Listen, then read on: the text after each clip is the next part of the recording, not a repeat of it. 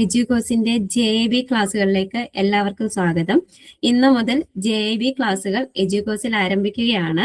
ആപ്പിന്റെ working video നമ്മൾ WhatsApp ഗ്രൂപ്പിൽ എല്ലാവർക്കും ഷെയർ ചെയ്തിട്ടുണ്ട്. അത് കണ്ടിട്ട് എല്ലാവരും എന്തെങ്കിലും ഡൗട്ട്സ് കാര്യങ്ങൾ ഉണ്ടെങ്കിൽ നമ്മളെ കോൺടാക്ട് ചെയ്യണം. നമ്മൾ ഇവിടെ നിന്ന് പറഞ്ഞു തരുന്നതാണ്. നമുക്ക് 20 വർഷത്തിന് മുകളിൽ പ്രവൃത്തി പരിചയമുള്ള ഫാക്കൽറ്റീസ് ആണ് നിങ്ങൾക്ക് വേണ്ടി ക്ലാസ്സുകൾ എടുക്കുന്നത്.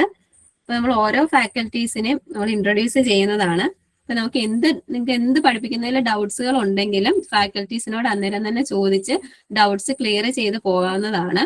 അതുകൂടാതെ ഇപ്പൊ നിങ്ങൾക്ക് അന്നേരം ലൈവ് ക്ലാസ്സിൽ ചോദിക്കാൻ പറ്റിയിട്ടില്ലെങ്കിൽ എല്ലാവരും വാട്സപ്പ് ഗ്രൂപ്പിൽ ആഡ് ചെയ്തിട്ടുണ്ട്. അപ്പൊ നിങ്ങൾക്ക് ആ വാട്സപ്പ് ഗ്രൂപ്പുകളിൽ നിങ്ങൾക്ക് ഡൗട്ടുകൾ ചോദിക്കാം. അപ്പൊ ഫാക്കൽറ്റീസ് അതിനകത്ത് പറഞ്ഞു തരുന്നതാണ്. അപ്പൊ നമുക്കിവിടെ ക്ലാസ്സുകൾ എടുക്കുന്നത് Mohanan Valiathan sir, retired assistant general manager, State Bank of India. Narayanan PV sir, retired manager, State Bank of India. K. Unnikrishna Pillai, retired assistant registrar, cooperative department. SS Sambunath, ex deputy vice president, Karur Vysya Bank and Axis Bank. V. Gopikutta sir, retired senior inspector, cooperative department. ഇവരാണ് നമുക്ക് ക്ലാസ്സുകൾ എടുക്കുന്നത്. അപ്പൊ നമുക്ക് എങ്ങനെയാണ് ക്ലാസ്സുകളുടെ പഠന രീതികളും JIB പരീക്ഷ എങ്ങനെ നമുക്ക് എഴുതിയാൽ നിങ്ങൾക്ക് കിട്ടും എന്നുള്ള കാര്യങ്ങളെല്ലാം വല്യത്താൻ സാർ നിങ്ങൾക്ക് പറഞ്ഞു തരുന്നതാണ്. അപ്പൊ നമുക്ക് എല്ലാ സാറന്മാരെയും സ്റ്റുഡൻസിനെയും നമുക്ക് ഈ ക്ലാസ്സിലേക്ക് ഞാൻ വെൽക്കം ചെയ്യുകയാണ്.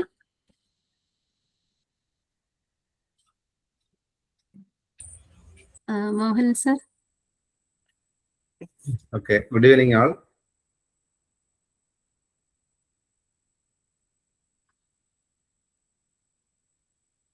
Good evening. Very good evening.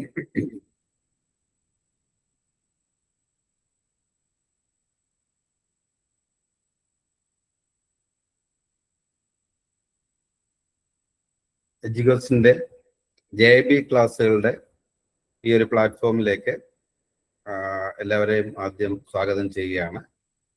നമ്മുടെ ചില ഫാക്കൽറ്റീസ് ഉണ്ണികൃഷ്ണൻ സാറും പിന്നെ ഗോകുട്ടൻ സാറും ഒക്കെ ജോയിൻ ചെയ്തിട്ടുണ്ട്. അതുപോലെ തന്നെ ഇതിൻ്റെ ടെക്നിക്കൽ കാര്യങ്ങളും ബാക്കിയുള്ള സപ്പോർട്ടുകളും തരുന്ന സപ്പോർട്ട് ടീമിൽ എല്ലാവരും ഇപ്പോൾ ഇന്ന് ഈ ഒരു സെഷനിൽ ജോയിൻ ചെയ്തിട്ടുണ്ട്. ഇന്ന് JIBയുടെ നവംബർ എക്സാം മുന്നിൽ കണ്ടുകൊണ്ടാണ് നമ്മൾ ഈ ഒരു ക്ലാസ് ഇന്ന് ഇവിടെ സ്റ്റാർട്ട് ചെയ്യാനായിട്ട് പോകുന്നത്. ഇപ്പൊ JIB എക്സാം നവംബറിൽ ഉള്ളതാണെങ്കിൽ തന്നെ നിങ്ങൾ ചില ആൾക്കാർ നേരത്തെ എക്സാം എഴുതിയിട്ടുള്ളവരായിരിക്കാം, അല്ലെങ്കിൽ JIBയെ പറ്റി നിങ്ങൾക്ക് അറിയാവുന്നവരായിരിക്കാം. കുറച്ചു പേര് പിന്നെ ആദ്യമായിട്ട് JIBയിലേക്ക് വരുന്ന JIB എഴുതുക എന്നുള്ളത് അങ്ങനെ ഉള്ള ആൾക്കാരും ഉണ്ടാവും. അപ്പൊ ആദ്യമായിട്ട് പറയാനുള്ളത് JIB CIB എന്ന് പറയുന്നത് ബാങ്കേഴ്സിനെ സംബന്ധിച്ചിടത്തോളം ഏറ്റവും പ്രധാനമായിട്ടുള്ള 2 എക്സാംസ് ആണ്. അത് മോണിറ്ററി ബെനിഫിറ്റ് കിട്ടുന്നത് ഒരു കാര്യം. രണ്ടാമത്, ശരിക്കും ഒരു ബാങ്കിൽ ജോയിൻ ചെയ്ത് കഴിഞ്ഞാൽ ആ ഒരു ബാങ്കിലെ ഓഫീസർ ആയാലും കൊള്ളാം, ക്ലർക്ക് ആയാലും കൊള്ളാം, നമ്മൾ ജോയിൻ ചെയ്ത് കഴിഞ്ഞാൽ ഒരു പ്രൊഫഷണൽ ബാങ്കർ ആകുക എന്ന് പറയുമ്പോഴത്തേക്കും നമ്മൾ ആ ബാങ്കിങ് നന്നായിട്ട് പഠിക്കുക. ബാങ്കിൽ നമ്മൾ ചെയ്യുന്ന കാര്യങ്ങൾ തീർച്ചയായിട്ടും എങ്ങനെയാണ് ഓരോ കാര്യങ്ങളും ചെയ്യേണ്ടത് എന്നുള്ളത് നമ്മൾ ബാങ്കിൽ ജോയിൻ ചെയ്ത് കഴിയുമ്പോൾ നമുക്ക് കുറെ ദിവസം വർക്ക് ചെയ്ത് കഴിയുമ്പോഴത്തേക്കും ആർക്കാണെങ്കിലും അത് എന്ത് ചെയ്യണം എന്നുള്ളത്, ഒരു ട്രാൻസാക്ഷൻ നമുക്ക് എങ്ങനെ ചെയ്യണം എന്നുള്ളതിനെ പറ്റി നന്നായിട്ടുള്ള ബോധമുണ്ട്. ഒരു ലോൺ കൊടുക്കണം എന്ത് ചെയ്യണം, ഒരു അക്കൗണ്ട് ഓപ്പൺ ചെയ്യണം എന്ത് ചെയ്യണം, ഫിക്സഡ് ഡെപ്പോസിറ്റ് ക്ലോസ് ചെയ്യണം എന്ത് ചെയ്യണം, ഈ കാര്യങ്ങളെല്ലാം നമ്മൾ പഠിക്കും. പക്ഷെ അതിൻ്റെ അപ്പുറത്തേക്ക് ഈ ചെയ്യുന്ന കാര്യങ്ങളിലെല്ലാം പല പല ലോജിക്കുകളും ഉണ്ട്, ചില കോൺസെപ്റ്റ്സ് ഉണ്ട്, ചില നിയമപരമായിട്ടുള്ള സപ്പോർട്ടുകളുണ്ട്. അപ്പൊ ഈ കാര്യങ്ങളും കൂടെ അറിഞ്ഞുകൊണ്ട് നമ്മൾ ആ ജോലിയിലേക്ക് തുടങ്ങി കഴിഞ്ഞു കഴിഞ്ഞാൽ തീർച്ചയായിട്ടും നമുക്ക് ചെയ്യാനുള്ള ജോലി വളരെ കൃത്യമായിട്ട് ചെയ്യുന്നതോടൊപ്പം തന്നെ അതിൻ്റെ പിന്നെ നിയമപരമായ ചട്ടക്കൂടുകളിൽ നിന്നുകൊണ്ട് ചെയ്യാനായിട്ടും സാധിക്കും. അത് വലിയൊരു കാര്യമാണ്. അതുകൊണ്ട് തന്നെ നമ്മളുടെ ആ ഒരു അക്സെപ്റ്റബിലിറ്റി കസ്റ്റമേഴ്സിന്റെ അടുത്തുള്ള, കാരണം നമുക്ക് നോളജ്, നമ്മൾ നന്നായിട്ട് കാര്യങ്ങൾ പഠിച്ചിട്ടാണ് ഇവിടെ ഇരിക്കുന്നത് എന്നുള്ള ഒരു ബോധം വരുമ്പോഴത്തേക്കും ആ കസ്റ്റമേഴ്സിനാണെങ്കിൽ തന്നെ നമ്മളിലുള്ള അക്സെപ്റ്റബിലിറ്റി കൂടുന്നു. അപ്പൊ അത് തന്നെയാണ് ബാങ്കും ഉദ്ദേശിക്കുന്നത്. ഇന്നത്തെ കോമ്പറ്റേറ്റീവ് ആയിട്ടുള്ള ഒരു ബാങ്കിങ് ഫീൽഡില് വളരെ തിന്നായിട്ടുള്ള കാര്യങ്ങൾ വെച്ചിട്ടാണ് കസ്റ്റമേഴ്സ് അങ്ങോട്ടും ഇങ്ങോട്ടും പോകുന്നത്. അപ്പൊ അതുകൊണ്ട് അവിടെ അറിവ് എന്ന് പറയുന്നത് വളരെ ഇമ്പോർട്ടന്റ് ആയിട്ടുള്ള ഒരു കാര്യമാണ്. അപ്പൊ നമ്മുടെ ഈ ഒരു JIB ക്ലാസ് എന്ന് പറയുമ്പോൾ ഇവിടെ നമുക്ക് JIB പാസ്സാവണം, അതിന് നമുക്ക് ഇൻക്രിമെന്റ് കാര്യങ്ങളുണ്ട്, പ്രൊമോഷന് പോകുമ്പോഴുള്ള ബെനിഫിറ്റുകളുണ്ട്. അതിനുപരിയായിട്ട് കാര്യങ്ങൾ കുറച്ചുകൂടി നന്നായിട്ട് പഠിക്കുക, പഠിച്ചിട്ട് നല്ല രീതിയിലുള്ള ഒരു ബാങ്കറായി മാറുക എന്നുള്ളതും ഇതിനെ സംബന്ധിച്ചിടത്തോളം വളരെയധികം ഇമ്പോർട്ടൻ്റ് ഉള്ള ഒരു സംഭവമാണ്. അപ്പൊ നമുക്ക് ഇന്നത്തെ അജണ്ട എന്ന് പറയുന്നത് ഇത് JIB എന്നുള്ളതിന്റെ ഫുൾ ഫോം നിങ്ങൾക്കറിയാം, junior associate of Indian institute of banking and finance. അതാണ് JAIIB എന്ന് പറയുന്നത്. രണ്ടാമത് നമ്മൾ ബെനിഫിറ്റ്സ് ഓഫ് പാസിംഗ് JIB അതെന്താണെന്നുള്ളതിനെ പറ്റി ചെറുതായിട്ട് നമുക്ക് നോക്കി പോകണം. എക്സാം പാറ്റേൺ എങ്ങനെയാണ്, അതുപോലെ തന്നെ എക്സാം രജിസ്ട്രേഷൻ എങ്ങനെയാണ്, പാസിംഗ് ക്രൈറ്റീരിയ എന്താണ്, പിന്നെ ഏതൊക്കെ സബ്ജക്റ്റുകളാണ് നമുക്ക് പഠിക്കേണ്ടത് എന്നുള്ളത് ഒരു ഓവർവ്യൂ, പിന്നെ എങ്ങനെയാണ് നമ്മൾ ഈ ഒരു എക്സാം ഈസി ആയിട്ട് പാസ്സാവുകയും അതുപോലെ തന്നെ സബ്ജക്റ്റുകൾ നന്നായിട്ട് മനസ്സിലാക്കുകയും ചെയ്യുന്നത് എന്നുള്ളതിനെ പറ്റി കുറച്ച് ഡിസ്കസ് ചെയ്യാം.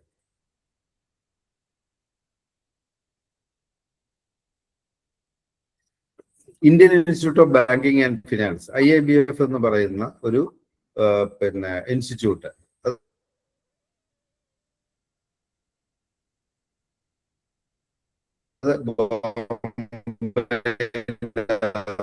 സ്ഥാനമായിട്ടുള്ളതാണ്. ഇതിനകത്ത്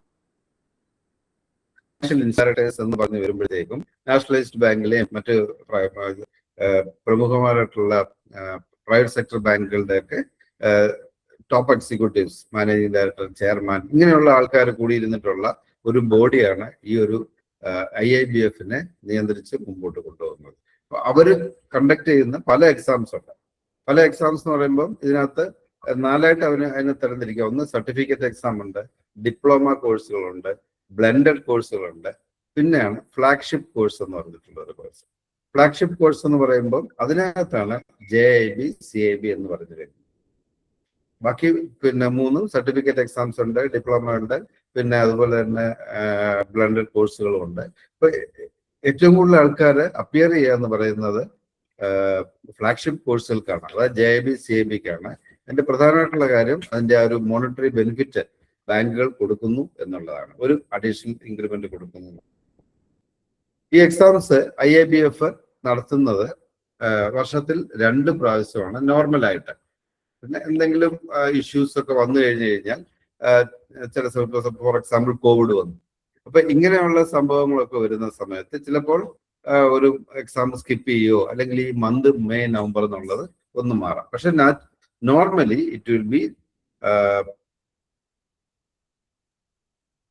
ഇൻ മെയ് ആൻഡ് നവംബർ. ഇപ്പൊ മെയ്യിലെ എക്സാം കഴിഞ്ഞു, ഇനിയിപ്പോ അടുത്തത് നവംബറിലാണ് എക്സാം. എക്സാംസ് കണ്ടക്ട് ചെയ്യുന്നത് എല്ലാ നവംബറിലാണെങ്കിലും മെയ്യിലാണെങ്കിലും ആ എക്സാംസ് എല്ലാം അവധി ദിവസങ്ങളിലായിരിക്കും. അവധി ദിവസം എന്ന് പറയുന്നത് നമ്മുടെ ഹോളിഡേയ്സ് അല്ല, സൺഡേസ്, മറ്റു ഹോളിഡേയ്സ് അല്ല, സൺഡേയ്സും അതുപോലെ 2nd and 4th സാറ്റർഡേ, ഈ ദിവസങ്ങളിലായിരിക്കും എക്സാംസ് കണ്ടക്ട് ചെയ്യുന്നത്. ഒരു ദിവസം 3 ഷിഫ്റ്റുകളാണുള്ളത്.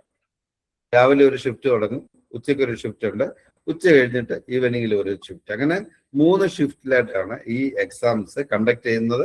ഈ 3 ഷിഫ്റ്റിലും വരുന്ന ക്വസ്റ്റ്യൻസും ഡിഫറെന്റ് ആയിരിക്കും. സെയിം സബ്ജക്റ്റിൽ നിന്നായിരിക്കും, പക്ഷെ സെയിം ക്വസ്റ്റ്യൻ അവർ റിപ്പീറ്റ് ചെയ്ത് കഴിയുന്നതും ചോദിക്കാറില്ല. ഇപ്പൊ നമ്മൾ എക്സാമിനേഷൻ അപ്ലൈ ചെയ്യുന്നത് ഇപ്പൊ അടുത്ത മാസം അപ്ലൈ ചെയ്യാൻ ഓഗസ്റ്റിലാണ് അതിന്റെ ഡേറ്റ്, അത് നമ്മൾ അടുത്ത സ്ലൈഡിൽ വരുന്നുണ്ട്. പിന്നെ നമുക്ക് ഒരു എക്സാം സെന്റർ ഇപ്പം തിരുവനന്തപുരത്തുള്ള ഒരാൾക്ക് തിരുവനന്തപുരത്ത് എക്സാം എഴുതണമെങ്കിൽ തിരുവനന്തപുരം സെന്റർ നമുക്ക് ഓപ്റ്റ് ചെയ്യാം. അപ്പൊ അവിടെ ഏതാണ് വെന്യൂ, ചിലപ്പോൾ 2 കോളേജുകളുണ്ട് അല്ലെ 3 കോളേജുകളുണ്ട്, ഏത് കോളേജിലാണ് നിങ്ങൾക്ക് എക്സാമിന് എഴുതാനുള്ളത് വരിക, അതുപോലെ തന്നെ ഏത് സ്ലോട്ടിലായിരിക്കും. ഇപ്പൊ നമ്മൾക്ക് 3 സ്ലോട്ട് ഉണ്ടെന്ന് പറഞ്ഞു, ആ 3 സ്ലോട്ടില് രാവിലത്തെയാണോ ഉച്ചക്കലത്തെയാണോ വൈകിട്ടത്തെയാണോ അത് IIBF തന്നെ ആയിരിക്കും ഡിസൈഡ് ചെയ്തിട്ട് നമ്മളെ അറിയിക്കുക. എന്നിട്ട് അതിന്റെ കോൾ ലെറ്റർ പരീക്ഷയ്ക്ക് ഒരു 7-8 ഡേയ്സിന് മുമ്പായിട്ട്, മാക്സിമം ഒരു 7-8 ഡേയ്സിന് പ്രയർ ടു 1 വീക്ക് അവര് ആ ഒരു കോൾ ലെറ്റേഴ്സ് അല്ലെങ്കിൽ നമ്മുടെ ആ ഒരു ഹോൾ ടിക്കറ്റ് എന്ന് പറയുന്ന ആ ഒരു സംഭവം അവർ വെബ്സൈറ്റിൽ അപ്ലോഡ് ചെയ്യുകയും ചെയ്യും. അത് നമുക്ക് ഡൗൺലോഡ് ചെയ്തിട്ട് അതിന്റെ പ്രിന്റ് എടുത്തിട്ടാണ് നമ്മൾ ഈ എക്സാമിനേഷന് വെന്യൂവിലേക്ക് പോകേണ്ടത്. ഇതിനകത്ത് മെമ്പർഷിപ്പ്, ഇപ്പൊ JIB എക്സാമിനേഷൻ എഴുതണമെങ്കിൽ അതിനകത്ത് മെമ്പർ ആയിരിക്കണം. എവിടെ മെമ്പർ ആയിരിക്കണം? IABF ഒരു മെമ്പർഷിപ്പ് എടുക്കണം. IABF ആർക്ക് മെമ്പർഷിപ്പ് എടുക്കാം? IABF പിന്നെ ഏതൊക്കെ ഇൻസ്റ്റിറ്റ്യൂട്ടുകൾ ഇൻസ്റ്റിറ്റ്യൂഷണൽ മെമ്പേഴ്സ് ആണോ, IABF ഇൻസ്റ്റിറ്റ്യൂഷണൽ മെമ്പേഴ്സ് ആയിട്ടുള്ള ഇൻസ്റ്റിറ്റ്യൂട്ടുകളിൽ അല്ലെങ്കിൽ ഓർഗനൈസേഷൻസിൽ വർക്ക് ചെയ്യുന്ന എംപ്ലോയീസിന് ഇവിടെ മെമ്പർഷിപ്പ് എടുക്കാം. ഇപ്പൊ ഇവിടെ വരുമ്പോഴത്തേക്കും നമ്മൾ പിന്നെ എല്ലാ പബ്ലിക് സെക്ടർ ബാങ്കുകള്, അതുപോലെ പിന്നെ പ്രൈവറ്റ് സെക്ടർ ബാങ്കുകള്, അതുപോലെ NBFCs, cooperative banks, regional rural banks, ഇങ്ങനെയുള്ള എല്ലാ ധനകാര്യ സ്ഥാപനങ്ങളും ഇൻക്ലൂഡിങ് LIC ഇങ്ങനെയുള്ളവരെല്ലാവരും ഈ ഒരു നബാർഡ്, അതുപോലെ SIDBI, ഇതുപോലെ ഡെവലപ്മെന്റ് ഇൻസ്റ്റിറ്റ്യൂഷൻസ്, RBI ഇങ്ങനെയുള്ള എല്ലാ സ്ഥാപനങ്ങളും ഈ IABF ഇൻസ്റ്റിറ്റ്യൂഷണൽ മെമ്പറാണ്. അപ്പൊ ഇൻസ്റ്റിറ്റ്യൂഷണൽ മെമ്പേഴ്സ് ആണ് അവിടെ വർക്ക് ചെയ്യുന്ന ആൾക്കാർക്കാണ് ഈ പരീക്ഷകളിൽ അപ്ലൈ ചെയ്യാൻ പറ്റുന്നത്. ആദ്യം മെമ്പർഷിപ്പ് എടുക്കുമ്പോൾ പിന്നെ ഒരു 1 ടൈം നമ്മൾ മെമ്പർഷിപ്പ് എടുക്കണം. അതിനുള്ള മെമ്പർഷിപ്പ് ഫീ എന്ന് പറയുന്നത് 1500 GST അടച്ചിട്ട് മെമ്പർഷിപ്പ് എടുത്തിട്ട് വേണം നമ്മൾ എക്സാമിനേഷന് അപ്ലൈ ചെയ്യാൻ. സാധാരണ ഓഗസ്റ്റിലാണെന്നുണ്ടെങ്കിൽ ഓഗസ്റ്റില് സൈമൾട്ടേനിയസ് ആയിട്ട് നമുക്ക് മെമ്പർഷിപ്പ് എടുത്തുകൊണ്ട് തന്നെ ഈ എക്സാമിനും അപ്ലൈ ചെയ്യാൻ സാധിക്കുന്നതാണ്. ഇതിന്റെ ബെനിഫിറ്റ്, JIB പാസ്സായി കഴിഞ്ഞു കഴിഞ്ഞാൽ ഒരു അഡീഷണൽ ഇൻക്രിമെന്റും, CIB പാസ്സായി കഴിഞ്ഞു കഴിഞ്ഞാൽ 2 അഡീഷണൽ ഇൻക്രിമെന്റും. ഇപ്പൊ JIB പാസ്സായതിനു ശേഷം മാത്രമേ നമുക്ക് CIB പോകാൻ പറ്റുള്ളൂ. രണ്ടും കൂടെ ഒരുമിച്ച് എഴുതാൻ പറ്റത്തില്ല. അപ്പൊ ആദ്യം JIB ക്ലിയർ ചെയ്യണം. ഇപ്പൊ JIB ക്ലിയർ ചെയ്യുന്ന ആൾക്കാർക്ക് new generation private sector bank അങ്ങനെയുള്ള ചില ബാങ്കുകൾ ഒഴികെ ബാക്കി എല്ലാ ബാങ്കുകളും ഒരു അഡീഷണൽ ആയിട്ടുള്ള ഒരു ഇൻക്രിമെന്റ് അത് നമ്മൾ വർക്കൗട്ട് ചെയ്ത് കഴിഞ്ഞാൽ അത് വലിയൊരു നമ്മുടെ ലൈഫ് ലോങ് ആയിട്ട് ഉള്ള ഒരു പ്രയോജനമാണ്.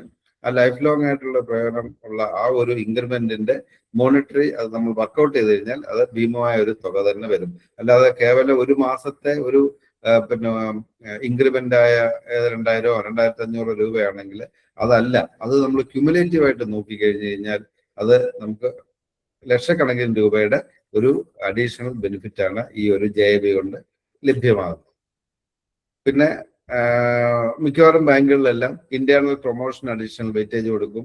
സീനിയോറിറ്റി ഫോർ പ്രൊമോഷൻ, ചില ബാങ്കുകളിലൊക്കെ ഓഫീസറായിട്ട് പ്രൊമോഷൻ ആകണമെങ്കിൽ സാധാരണഗതിയിലുള്ള ആളാണ് 5 വർഷം 6 വർഷം വേണം. JIB ഉണ്ട് 2 വർഷം അല്ലെ 3 വർഷം. CIB ഉണ്ടെങ്കിൽ അങ്ങനെ അവർക്ക് വർഷത്തിലും ഇളവ് കിട്ടും. അതുപോലെ തന്നെ പ്രൊമോഷന് വേണ്ടി പോകുമ്പോൾ ഇന്റർവ്യൂവിന് അഡീഷണൽ ആയിട്ടുള്ള ഒരു വെയിറ്റേജ് ഉണ്ടാവും. പിന്നെ നമുക്ക് ഏറ്റവും ഞാൻ ആദ്യം പറഞ്ഞ പോലെ നോളജ് എൻഹാൻസ്മെന്റ്, നമ്മൾ ചെയ്യുന്ന കാര്യത്തെ പറ്റിയുള്ള ചെയ്യുന്നത് എങ്ങനെയാണെന്നറിയാം, എന്തുകൊണ്ട് നമ്മൾ ഓരോ കാര്യങ്ങളും ചെയ്യുന്നു. ഇപ്പൊ നമ്മൾ ഗോൾഡ് എടുക്കുന്നു, അത് നമ്മൾ പ്യൂരിറ്റി നോക്കണം എന്തുകൊണ്ട്, അല്ലെങ്കിൽ അതിന്റെ DPN എടുക്കുമ്പോൾ അവിടെ നമ്മൾ ഒപ്പിടിക്കണം, സ്റ്റാമ്പ് ഒട്ടിക്കണം എന്തുകൊണ്ട്. ഇങ്ങനെ ഓരോ കാര്യങ്ങളും നമ്മൾ ചെക്ക് പേ ചെയ്യുമ്പോൾ വരുന്ന ആളിനെ കൊണ്ട് ബാക്കിൽ സൈൻ ചെയ്യിക്കണം എന്തുകൊണ്ട്. ഇപ്പൊ നമുക്കറിയാം സൈൻ ചെയ്യിക്കണമെന്ന്, പക്ഷെ അത് എന്തുകൊണ്ടെന്നുള്ളതാണ് നമ്മൾ ഇത് മനസ്സിലാക്കി കഴിയുമ്പോഴത്തേക്കും കുറച്ചുകൂടെ നമുക്ക് നന്നായിട്ട് അത് അറിഞ്ഞുകൊണ്ട് തന്നെ നമുക്ക് പെർഫോം ചെയ്യാനായിട്ട് പറ്റുന്നത്. ഞാൻ ഇനിയിപ്പോ എക്സാം പാറ്റേണിലേക്ക് പോവാണ്. അപ്പൊ ഇത് ഒരു ഏകദേശം കുറച്ച് സമയം കൊണ്ട് തീരും. അപ്പൊ അത് കഴിയുമ്പോൾ നിങ്ങൾക്ക് എന്ത് ഡൗട്ടുകൾ ഉണ്ടെങ്കിലും ചോദിച്ച് മനസ്സിലാക്കിയിട്ട് വേണം നമുക്ക് മുമ്പോട്ട് പോകാനായിട്ട്. എക്സാം പാറ്റേൺ എന്ന് പറയുന്നത് 100 ക്വസ്റ്റ്യൻസ് ആണ്, മൾട്ടിപ്പിൾ ചോയ്സ് ക്വസ്റ്റ്യൻസ് ആണ്. ഇപ്പൊ നമുക്ക് ഒരു ക്വസ്റ്റ്യൻ തരും, 4 ഓപ്ഷൻസ് ഉണ്ടാവും, അതിനകത്തുനിന്ന് ഒരെണ്ണം നമ്മൾ സെലക്ട് ചെയ്താൽ മതി. പക്ഷെ ഈ 100 ക്വസ്റ്റ്യൻ എന്ന് പറയുന്നത് 100ഉം 1 മാർക്കിന്റെ ക്വസ്റ്റ്യൻ ആയിരിക്കത്തില്ല. ഈ 100 എണ്ണത്തിനകത്ത് ഹാഫ് മാർക്ക് കാണും, 1 മാർക്ക് കാണും, 2 മാർക്ക് കാണും. മാക്സിമം 1 മാർക്കിന്റെ ക്വസ്റ്റ്യൻസ് ആയിരിക്കും. കുറച്ച് ക്വസ്റ്റ്യൻസ് ഹാഫ് മാർക്കിന്റെയും കുറച്ച് ക്വസ്റ്റ്യൻസ് 2 മാർക്കിന്റെ ഉണ്ടാവും. എല്ലാം കൂടെ 100 മാർക്കിന് 100 ക്വസ്റ്റ്യൻസും ആയിരിക്കും ഉണ്ടാകുന്നത്. ഇത് നമുക്ക് കിട്ടുന്ന സമയം എന്ന് പറയുന്നത് 2 മണിക്കൂറാണ്. അപ്പൊ അവിടെയാണ് നമ്മൾ എക്സാം എടുക്കുമ്പോൾ ഈ ടൈം എങ്ങനെ മാനേജ് ചെയ്ത് 120 മിനിറ്റ് കൊണ്ട് നമുക്ക് എല്ലാ ക്വസ്റ്റ്യൻസും ആൻസർ ചെയ്യണം എന്നുള്ളത് നിർബന്ധമാണ്. കാരണം നമുക്ക് നെഗറ്റീവ് മാർക്കിംഗ് ഇല്ല. അപ്പൊ നെഗറ്റീവ് മാർക്കിംഗ് ഇല്ലാത്തത് കൊണ്ട് നമുക്ക് പിന്നെ ഗസ് ചെയ്തുകൊണ്ട് എക്സാമിനേഷന് ചില ഒരു 10-15 ക്വസ്റ്റ്യൻസ് നമുക്ക് അറിയത്തില്ല. അങ്ങനെയാണെങ്കിൽ അത് നമുക്ക് ഗസ് ചെയ്യാം. അപ്പൊ അവിടെ ശരിയുള്ള ക്വസ്റ്റ്യൻസിന് മാർക്ക് കിട്ടും. തെറ്റാണെങ്കിൽ നമുക്ക് നഷ്ടപ്പെടാൻ ഒന്നും ഇല്ലതായി. ടോട്ടൽ മാർക്ക് 100 പിന്നെ ക്വസ്റ്റ്യൻസ് അര മാർക്കിന്റെ ഉണ്ട്, 1 മാർക്കിന്റെ ഉണ്ട്, 2 മാർക്കിന്റെ ഉണ്ട്, മാക്സിമം 1 മാർക്കിന്റെ ക്വസ്റ്റ്യൻസ് ആയിരിക്കും. No negative marking is applicable. ഒരു ക്വസ്റ്റ്യന്റെ ആൻസർ നമ്മൾ ചെയ്യുന്നത് തെറ്റി കഴിഞ്ഞു കഴിഞ്ഞാലും അതിന് ഒരു നെഗറ്റീവ് മാർക്കിംഗ് ഉണ്ടാവില്ല. അപ്പൊ അതുകൊണ്ട് തന്നെ ഈ 120 മിനിറ്റില് എല്ലാ ക്വസ്റ്റ്യൻസും ആൻസർ ചെയ്യുക എന്നത് വളരെ പ്രധാനപ്പെട്ട ഒരു കാര്യമാണ്. ഇനിയും നമ്പർ ഓഫ് ചാൻസസ്. ഒരാള് ഇപ്പൊ ഈ നവംബർ 2026 ആദ്യമായിട്ട് പരീക്ഷ എഴുതുന്നുണ്ടെങ്കിൽ 5 ചാൻസ് കിട്ടും കണ്ടിന്യൂസ് ആയിട്ടുള്ള 6 എക്സാംസിന്റെ ഇടയ്ക്ക്. അപ്പൊ നവംബർ 2026 ഒരാള് ആദ്യമായിട്ട് പരീക്ഷ എഴുതിയാൽ നവംബറിൽ 2026 ഒരു exam, 2027 2 exam, 2028 2 exam, 2029 May exam ആകുമ്പോഴത്തേക്കും 6 എക്സാമായി.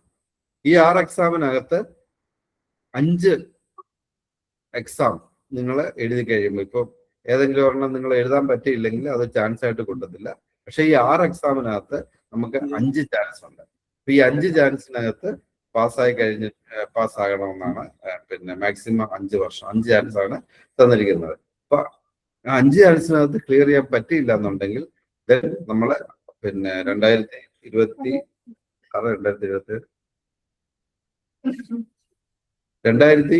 ഒരു മെയ് മാസം കഴിയുമ്പോൾ അടുത്ത നവംബർ ആകുമ്പോൾ വീണ്ടും ആദ്യം തൊട്ട് എല്ലാ പേപ്പറും വീണ്ടും എഴുതണം. അങ്ങനെയാണ് നമ്പർ ഓഫ് ചാൻസസിന്റെ ഇത് വരുന്നത്.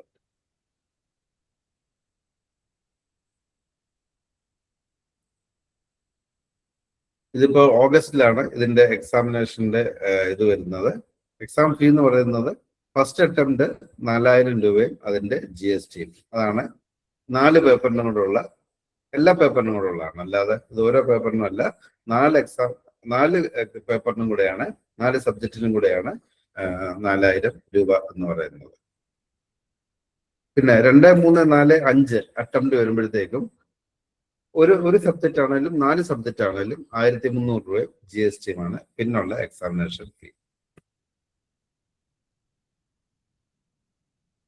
പാസിംഗ് ക്രൈറ്റീരിയ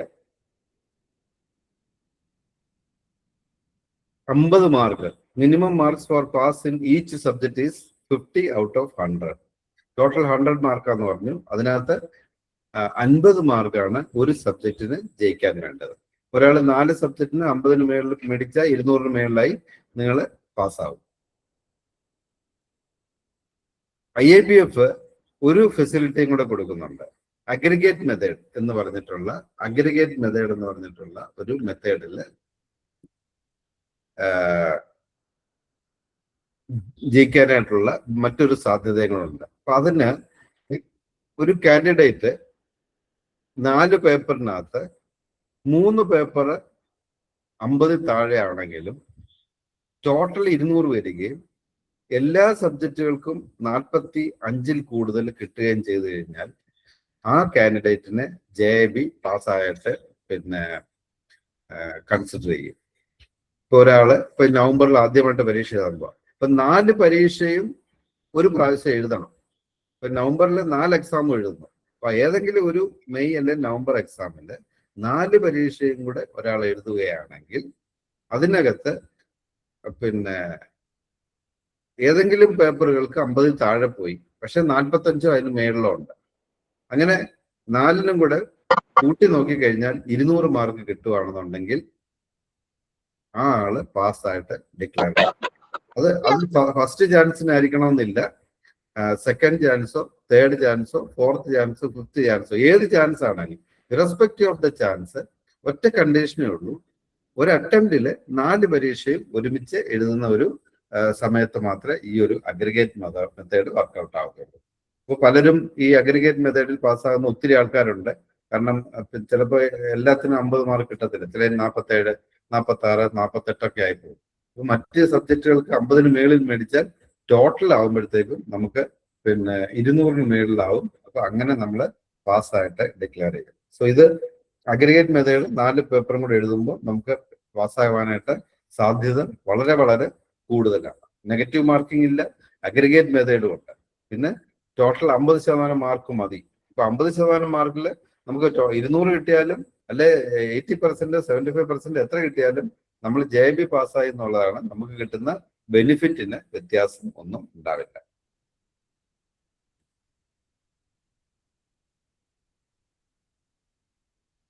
ഇപ്പൊ ഇവിടെ ഒരു ABCD എന്ന് പറഞ്ഞിട്ടുള്ള 4 കാൻഡിഡേറ്റ്, ABCD എന്ന് പറയുന്ന 4 കാൻഡിഡേറ്റ്. ഈ ഓരോരുത്തരും ആദ്യത്തെ പരീക്ഷ എഴുതി 4 പരീക്ഷ എഴുതി. ആദ്യത്തെ ആള് ഫസ്റ്റ് പേപ്പറിന് 45 കിട്ടി, രണ്ടാമത്തെ പേപ്പറിന് 45 കിട്ടി, മൂന്നാമത്തെ പേപ്പറിന് 45 കിട്ടി, 50 താഴെയാണ്.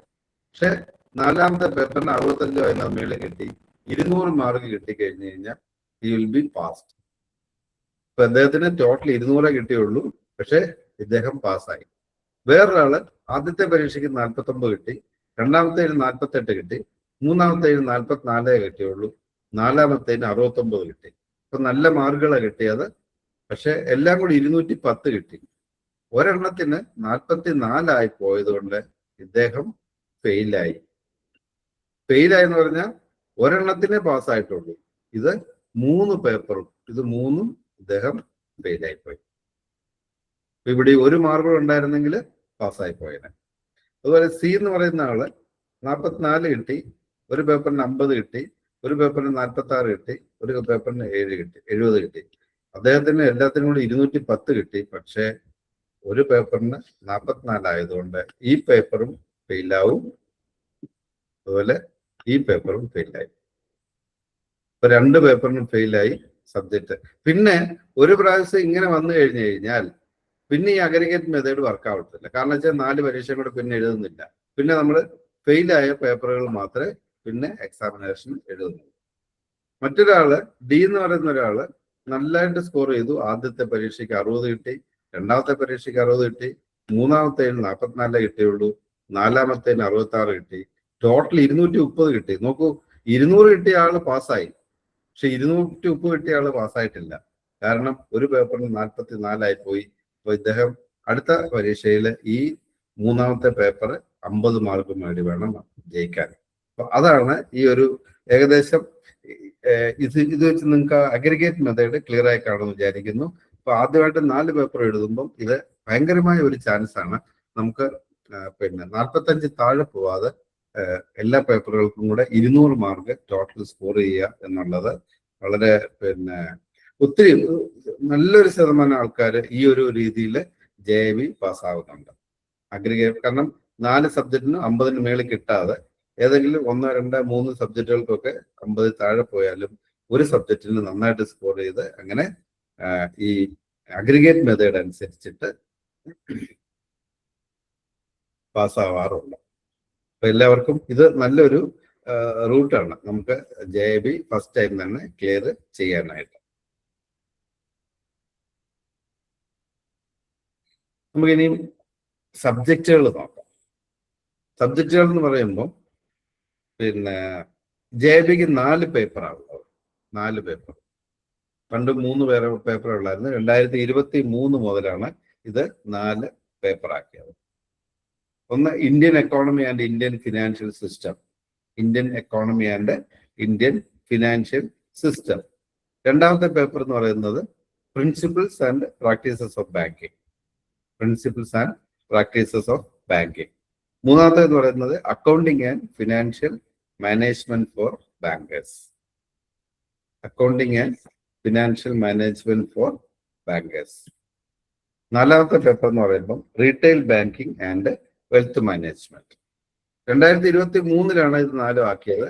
2023 മുമ്പ് ഈ 3 പേപ്പറും ഉണ്ടായിരുന്നു. അത് കഴിഞ്ഞപ്പോൾ 2 പേപ്പർ ആഡ് ചെയ്തു. ഇവിടെ മൂന്നാമതൊരു പേപ്പർ ലോ ഉണ്ടായിരുന്നു, അത് അപ്പം അത് ഈ JIB എടുത്ത് മാറ്റി. ഇപ്പൊ 2023 മുമ്പ് പരീക്ഷ എഴുതിയ ആരെങ്കിലും ഉണ്ടെങ്കിൽ അവർക്കറിയാം 3 പേപ്പർ ആയിരുന്നു ഉണ്ടായിരുന്നത്: ബാങ്കിങ്, അക്കൗണ്ടൻസി, ദെൻ ലോ. ഇപ്പൊ ലോ ഇല്ല, അതിന് പകരം എക്കണോമിക്സും അതുപോലെ റീറ്റെയിൽ ബാങ്കിങ് എന്ന് പറയുന്ന 2 പേപ്പർ ആഡ് ചെയ്തു. ഇതാണ് 4 സബ്ജക്റ്റുകൾ നമുക്ക് പഠിക്കാനുള്ളത്. ഇതിനകത്ത് ഏതൊക്കെയാണ് ഓരോ സബ്ജക്റ്റിലും വരുന്ന ടോപ്പിക്കുകൾ നോക്കാം. ഇതിന് എല്ലാ പേപ്പറുകൾക്കും 4 മോഡ്യൂൾസ്. നമ്മൾ പിന്നെ ചാപ്റ്ററുകളല്ലാതെ ഇതിനെ തന്നെ 4ആയിട്ട് ഡിവൈഡ് ചെയ്ത് 4 ടോപ്പിക്കായിട്ട് Indian economy and Indian financials തന്നെ 4 ടോപ്പിക്കായിട്ട് മാറ്റിയിട്ട് ഓരോ ടോപ്പിക്കിലും 10 യൂണിറ്റ്, 15 യൂണിറ്റ്, 9 യൂണിറ്റ്, 16 യൂണിറ്റ് അങ്ങനെയൊക്കെ ഡിവൈഡ് ചെയ്തിട്ടിരിക്കുകയാണ്.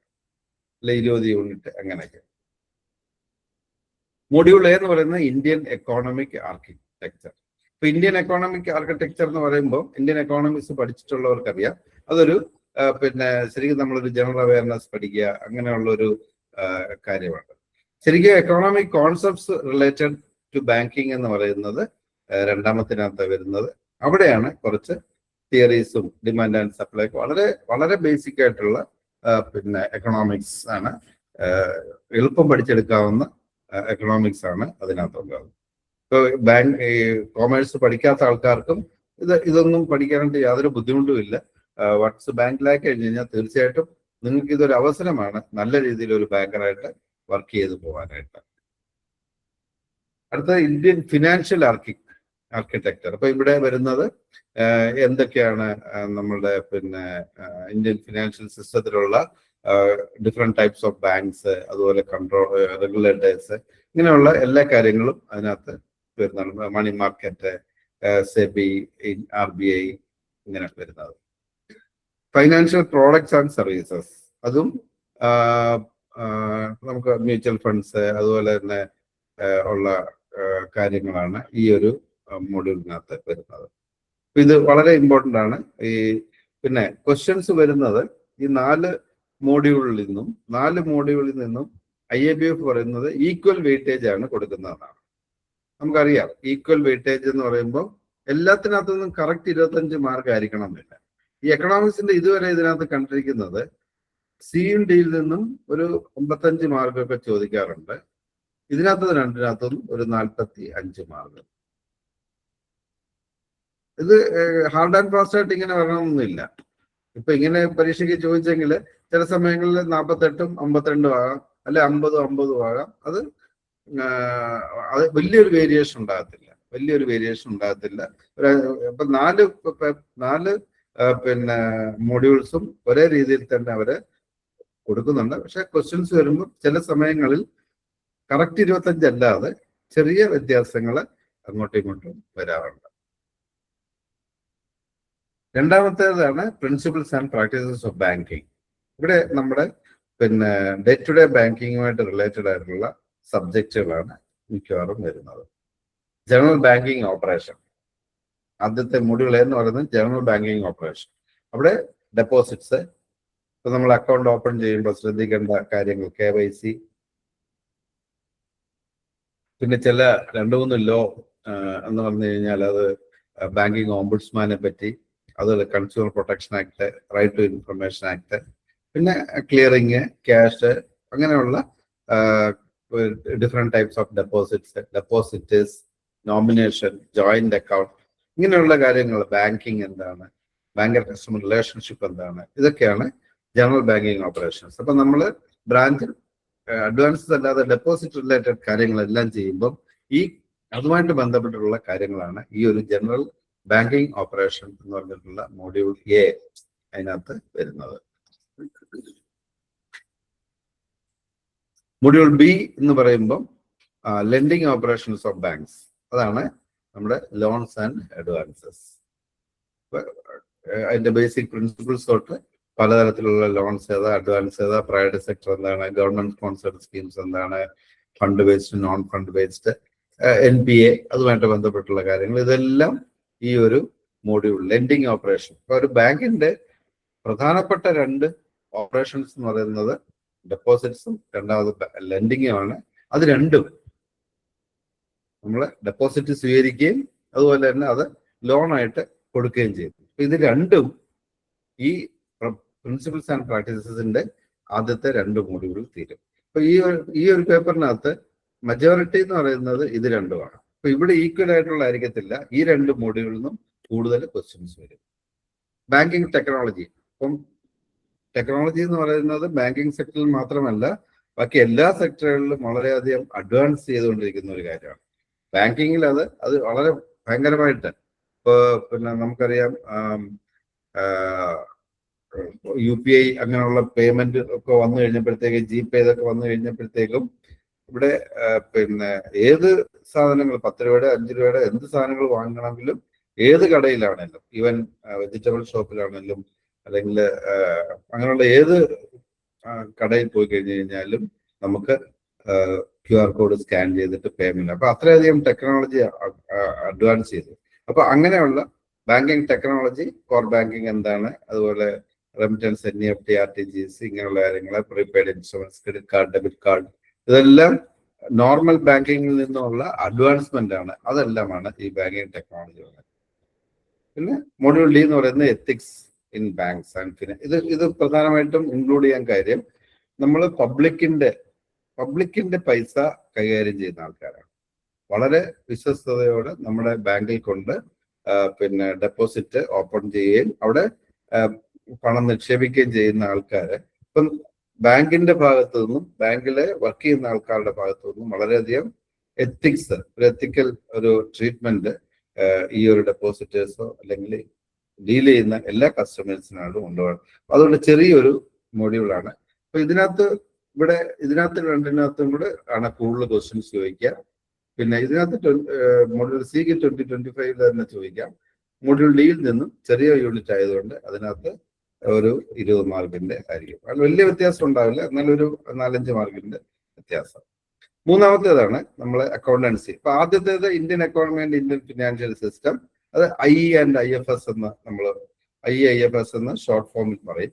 രണ്ടാമത്തേത് principles and practices of banking. അത് നമ്മൾ PPB, principles and practices of banking, PPB എന്ന് ഷോർട്ട് ഫോമിൽ പറയും. അല്ലെങ്കിൽ ബാങ്കിങ് എന്ന് പറയും. ബാങ്കിങ്ങിന്റെ ഇപ്പൊ നമ്മൾ പിന്നെ ക്ലാസ്സുകളൊക്കെ തുടങ്ങി കഴിഞ്ഞ് കഴിയുമ്പോഴത്തേക്കും നിങ്ങൾക്ക് അറിയാൻ വേണ്ടി ബാങ്കിങ്ങിന്റെ ക്ലാസ് ആണ്, അല്ല PPB ആണ്, പേപ്പർ 2 ആണ് എന്ന് പറഞ്ഞ എല്ലാം ഫുൾ ഫോം എന്ന് പറഞ്ഞാൽ principles and practices of banking ആണ് എന്ന് നമുക്ക് മനസ്സിലാക്കാൻ സാധിക്കും. അതുപോലെ ഇത് AFMB, accounting and financial management for bankers, AFMB. So ഇത് സാധാരണ ഇതിൽ പറയുന്നത് അക്കൗണ്ടൻസി. പലരും പറയാറുണ്ട് അക്കൗണ്ടൻസി എനിക്ക് കുറച്ച് ടഫാണ്, ഞാൻ അക്കൗണ്ടൻസി പഠിച്ചിട്ടില്ല എന്നൊക്കെ. അപ്പൊ അതാണ് ഈ ഒരു പിന്നെ മൂന്നാമത്തെ പേപ്പറായിട്ട് വന്നിരിക്കുന്നത്. അതിനകത്ത് മോഡ്യൂൾ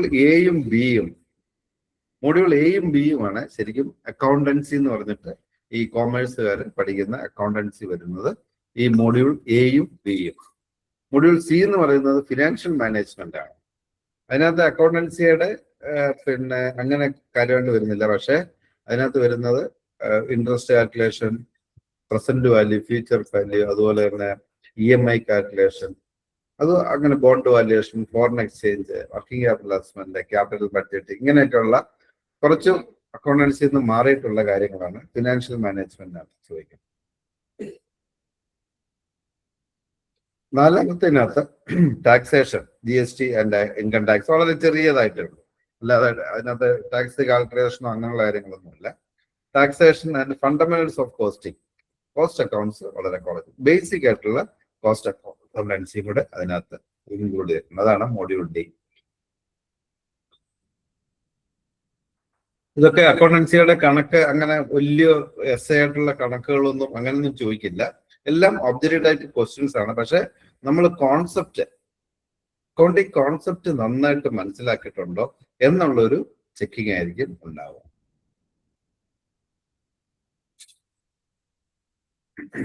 നാലാമത്തെ retail banking and wealth management.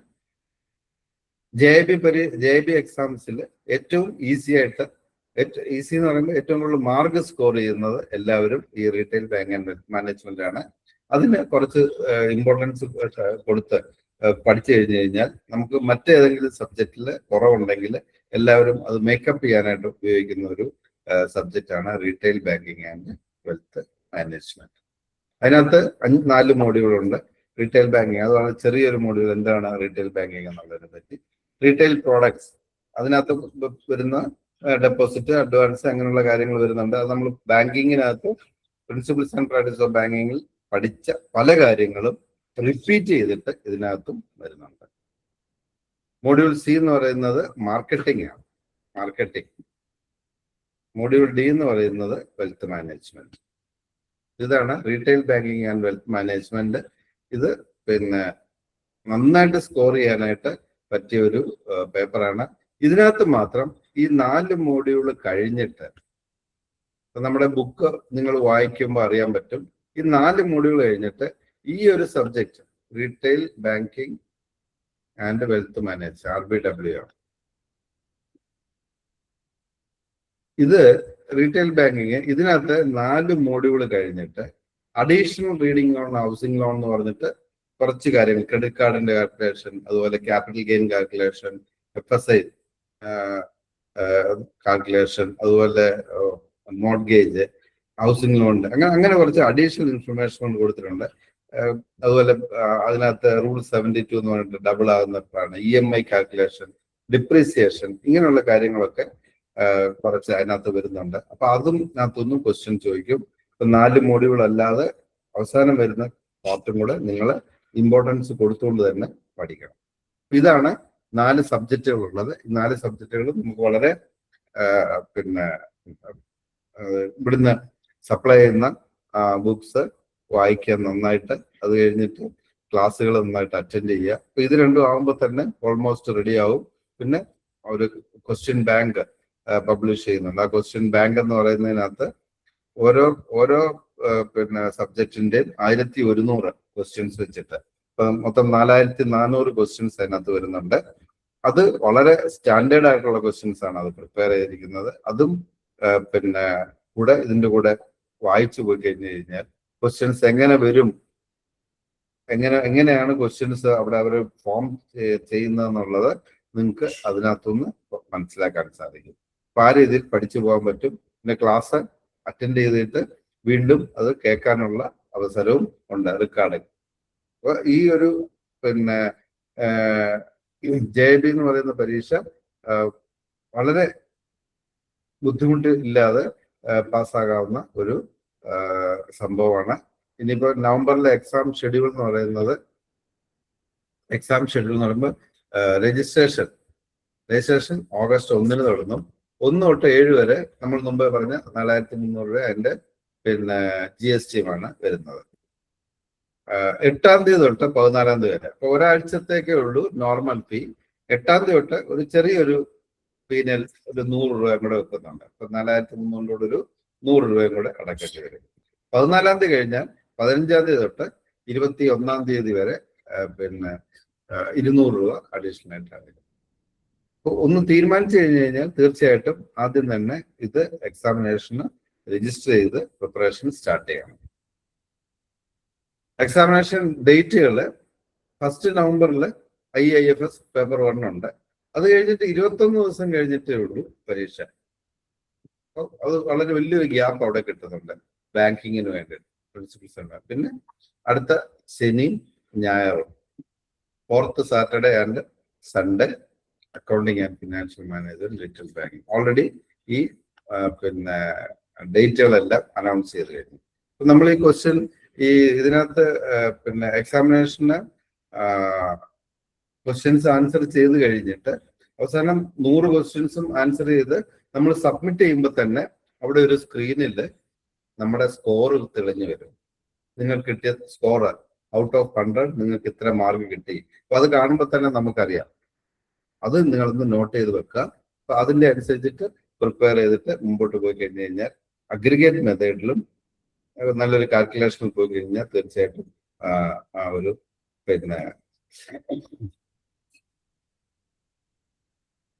Advantage എടുക്കാൻ പറ്റും. ഇനിയിപ്പം JB തീർച്ചയായിട്ടും എല്ലാവരും JB പാസ്സാകണം. അതാണ് ബാങ്ക് മാനേജ്മെന്റിന്റെ ആഗ്രഹവും അപ്പൊ അതോടൊപ്പം തന്നെ നിങ്ങൾ ഓരോരുത്തരും അത് JIB അത്രയധികം ഇമ്പോർട്ടൻസ് കൊടുത്തോണ്ട് ഒരു ബാങ്കർ എന്നുള്ള രീതിയിൽ ഞാൻ JIB പാസ്സായിരിക്കണം എന്നുള്ള ഒരു സെൽഫ് മോട്ടിവേഷൻ ഉണ്ടാക്കിയിട്ട് വേണം നിങ്ങൾ ഇത് സ്റ്റാർട്ട് ചെയ്യാനായിട്ട്. അപ്പൊ എത്രയും പെട്ടെന്ന് സ്റ്റാർട്ട് ചെയ്യാം. അപ്പൊ അതുകൊണ്ടാണ് നമ്മൾ ഇപ്പൊ തുടങ്ങിയിട്ട് ഒരു ഒക്ടോബർ പകുതി അല്ലെങ്കിൽ ഒരു 20-ാം തീയതി പരീക്ഷയ്ക്ക് നവംബർ നമ്മൾ മുമ്പേ കണ്ടായിരുന്നല്ലോ, അതിന് മുമ്പ് ആദ്യത്തെ എക്സാം എന്ന് പറയുന്നത് നവംബർ 1 ആണ്. അപ്പൊ ഒരു ഒക്ടോബർ 20 ആകുമ്പോഴേക്കെങ്കിലും ക്ലാസ്സുകൾ കംപ്ലീറ്റ് നിങ്ങൾക്ക് തീർത്തിട്ട് ചില റിവിഷനും ഒക്കെ തന്നുകൊണ്ടുള്ള ഒരു ക്ലാസിന്റെ പരിപാടിയായിട്ടാണ് ഈ എഡ്യൂകോസ് ടൈം ടേബിൾ ഒക്കെ പ്ലാൻ ചെയ്തിരിക്കുന്നത്. നമുക്ക് എല്ലാ ലൈവ് ക്ലാസ്സുകളും തീർച്ചയായിട്ടും അറ്റൻഡ് ചെയ്യണം. റീഡ് സ്റ്റഡി നോട്ട്സ് അത് റെഗുലറായിട്ട് വായിക്കണം. നമ്മുടെ സ്റ്റഡി നോട്ട്സ് വായിച്ചു കഴിഞ്ഞാൽ അതിനകത്തു നിന്നുള്ള ക്വസ്റ്റ്യൻസ് തന്നെ ആയിരിക്കും. അതിനകത്ത് പറഞ്ഞിരിക്കുന്ന കണ്ടന്റിൽ നിന്നുള്ള ക്വസ്റ്റ്യൻസ് ആയിരിക്കും ഒരു 100% അതിനകത്ത് നമുക്ക് എക്സ്പെക്ട് ചെയ്യാവുന്നതാണ്. ഇപ്പൊ നമ്മൾ തീരുമാനിച്ചു കഴിഞ്ഞു കഴിഞ്ഞാൽ ഇപ്പൊ ഇന്ന് July 8 August full, September, October 3 മാസവും ഇന്നിപ്പോ ഒരു 23 ദിവസമുണ്ട്. അപ്പം ഏതാണ്ട് ഒരു 140 ദിവസം, അടുത്ത ഒരു 140 ദിവസം അറ്റ്ലീസ്റ്റ് ഒരു 2 hours ഇതിനു വേണ്ടിയിട്ട് മാറ്റി വെക്കാൻ പറ്റി കഴിഞ്ഞാൽ ഉറപ്പായിട്ടും നിങ്ങൾക്ക് 50 മാർക്കിന് പകരം മിനിമം ഒരു 55-60% മാർക്ക് വേണ്ടി ജയിക്കാനായിട്ട് സാധിക്കും. പിന്നെ സ്വന്തമായിട്ട് നോട്ട് പ്രിപ്പയർ ചെയ്യുന്ന ആൾക്കാരുണ്ടെങ്കിൽ നമ്മൾ ക്ലാസ് അറ്റൻഡ് ചെയ്യുമ്പോൾ, നമ്മുടെ ക്ലാസ്സുകൾ അറ്റൻഡ് ചെയ്യുമ്പോൾ തീർച്ചയായിട്ടും നിങ്ങൾ ഒരു നോട്ട്ബുക്കും അതുപോലെ തന്നെ അല്ലെങ്കിൽ നമ്മുടെ നോട്ട്ബുക്കും പേനയും കയ്യിൽ വേണം. എന്നിട്ട് കുറിച്ചിടണം. ലെക്ചർ നോട്ട് എന്ന് പറയുന്ന പോലെ പറയുന്നത്. എന്നിട്ട് ആ ടോപ്പിക്ക് ബുക്കിനകത്ത് വായിച്ചു കഴിയുമ്പോഴത്തേക്കും വളരെയധികം കറവയാകും. അവധി ദിവസങ്ങളിൽ ഇത് ഹോളിഡേയ്സിലൊക്കെ അതൊന്ന് റിവൈസ് ചെയ്യുക. അടുത്ത ഒരു 6 മാസത്തേക്ക് നമ്മൾ ഇതിനു വേണ്ടിയിട്ടൊന്ന് മാറ്റി വെക്കുക. നമുക്ക് ബാങ്കിൽ പോകണം, തീർച്ചയായിട്ടും അതിന് ഒത്തിരി സമയം എടുക്കും. പിന്നെ വീട്ടിലെ ചില കാര്യങ്ങളൊക്കെ നോക്കേണ്ടതായിട്ടുണ്ടാവും. പക്ഷെ ഇതിന് JIB വേണ്ട, അല്ലെ അത് സമയം കിട്ടുവാണെങ്കിൽ വായിക്കാം, അങ്ങനെയുള്ള ഒരു ചിന്ത കളഞ്ഞിട്ട് ഈ അടുത്തൊരു 4 മാസം എഡ്യൂക്കേഷനോടൊപ്പം നിന്ന് കഴിഞ്ഞാൽ തീർച്ചയായിട്ടും എഡ്യൂക്കേഷന്റെ സപ്പോർട്ടുകളുടെ നിങ്ങളൊരു 80% എങ്കിലും നിങ്ങൾ അത് അവർ പറയുന്നത് കേൾക്കുകയും അതുപോലെ തന്നെ അവർ തരുന്ന ഫെസിലിറ്റീസിന്റെ ഒരു 80-85% യൂട്ടിലൈസ് ചെയ്താൽ തന്നെ ഈസി ആയിട്ട് JIB പാസ്സാകുന്നതിനകത്ത് യാതൊരു സംശയമില്ല. അപ്പൊ ഈ രീതിയിലായിരിക്കണം നമ്മളുടെ ഒരു പ്രിപ്പറേഷൻ വരുന്നത്.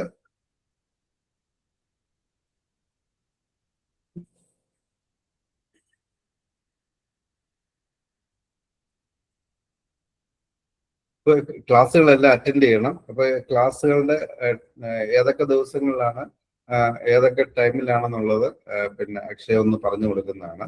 നമ്മൾ ടൈം ടേബിൾ ഒക്കെ നിങ്ങൾക്ക് നേരത്തെ തന്നെ തരും.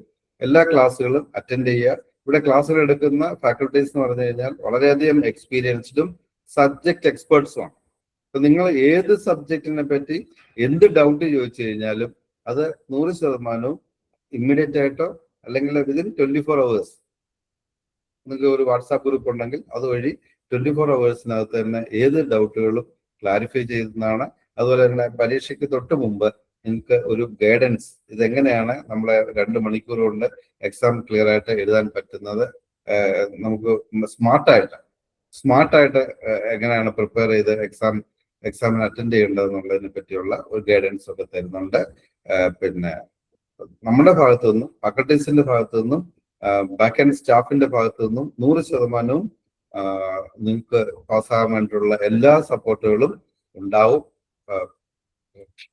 ഓരോരുത്തരും നമ്മുടെ ഇന്നിവിടെ ജോയിൻ ചെയ്തിരിക്കുന്ന ഓരോരുത്തരും ഒരു ഡിസിഷൻ എടുക്കുക.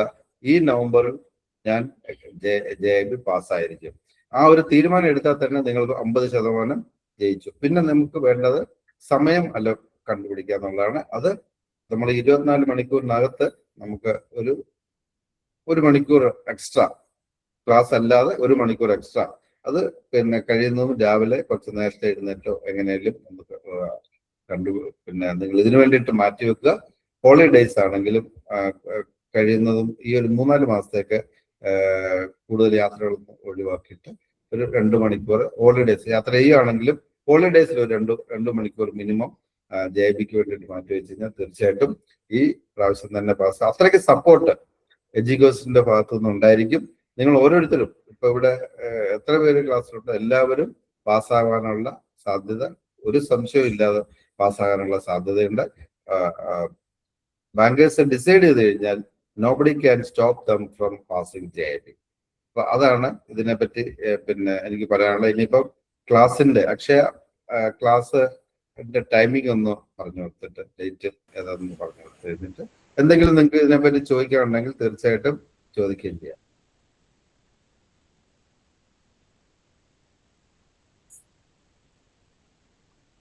സർ, നമുക്ക് ഇവർക്ക് ഗ്രൂപ്പില് ഡേറ്റും ടൈമും കാര്യങ്ങളൊക്കെ നമുക്ക് ഷെയർ ചെയ്യാം. ഓക്കെ.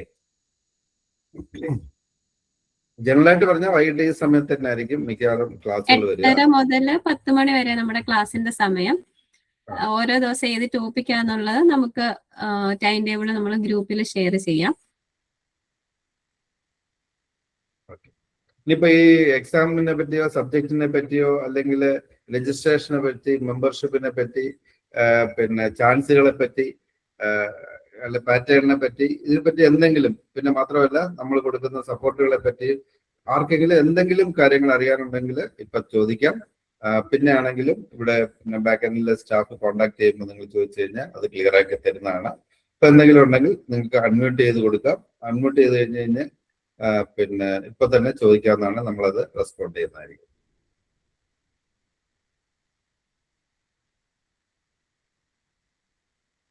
പക്ഷെ എല്ലാവരും അൺമ്യൂട്ട് ചെയ്തിട്ടുണ്ടല്ലോ അല്ലേ? ഉണ്ട് സർ. ഓക്കെ. ആർക്കെങ്കിലും എന്തെങ്കിലും ചോദിക്കുകയാണെങ്കിൽ ചോദിച്ചോളൂ.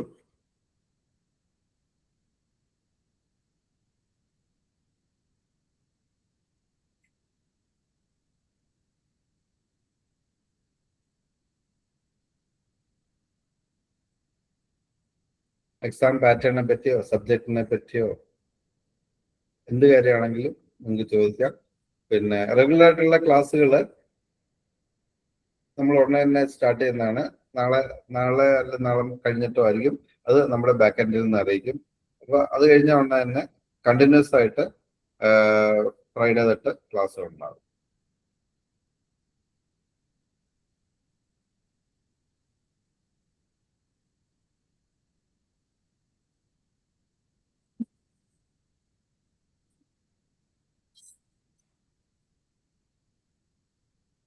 പക്ഷെ ഫീസിന്റെ കാര്യം ഓരോരുത്തർക്കും പേഴ്സണലായിട്ട് അവർക്ക് പറഞ്ഞു കൊടുക്കണം. ഒരാള് ചോദിച്ചിട്ടുണ്ടായിരുന്നു, ഫീസിന്റെ കാര്യം ചോദിച്ചിട്ടുണ്ടായിരുന്നു. പേര് നോട്ട് ചെയ്തിട്ട് പിന്നെ നമ്മള് പിന്നെ ഇത് അഡ്വർടൈസ്മെന്റിനകത്ത് കൊടുത്തിട്ടുണ്ടാവുമല്ലോ അല്ലെ, ഫീസിന്റെ ഡീറ്റെയിൽസ്. അതിലെ ഡീറ്റെയിൽസ് ഉണ്ട് സർ. ഇതിപ്പോ നമ്മുടെ ക്ലാസിന്റെ ഫീസിന്റെ ആണോ ചോദിച്ചത് അതോ എക്സാമിന്റെ ഫീയുടെ കാര്യമാണോ?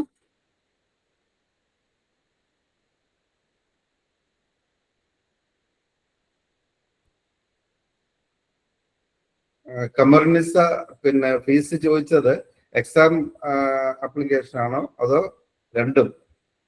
ഓക്കെ.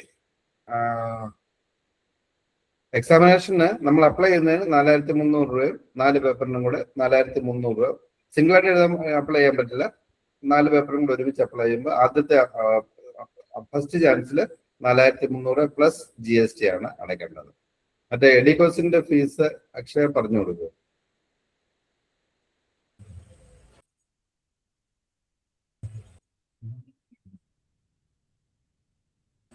നമുക്ക് 4 പാക്കേജ് ആണ് ഉള്ളത്. ലൈവ് ക്ലാസ് ഉള്ള പാക്കേജുകളുണ്ട്, ലൈവ് ക്ലാസ് ഇല്ലാത്ത റെക്കോർഡ് ക്ലാസ് ഉള്ള പാക്കേജ് ഉണ്ട്. അപ്പൊ നമുക്ക് മാമിന്റെ നമ്മുടെ നമ്പർ ഇപ്പൊ ഞാൻ മെസ്സേജ് ആയിട്ട് പ്രൊവൈഡ് ചെയ്യാം. അപ്പൊ എനിക്കൊന്ന് ജസ്റ്റ് ഒന്ന് മെസ്സേജ് അയക്കുകയാണെങ്കിൽ മാമിനെ ഞാൻ ഡയറക്റ്റ് ആയിട്ട് വിളിച്ച് കോൺടാക്ട് ചെയ്യാം. അപ്പൊ നമ്മുടെ ഫീസും നമ്മുടെ ഫീച്ചേഴ്സും കാര്യങ്ങളെല്ലാം നമ്മൾ മാമിനോട് ഡയറക്റ്റ് പറയാം.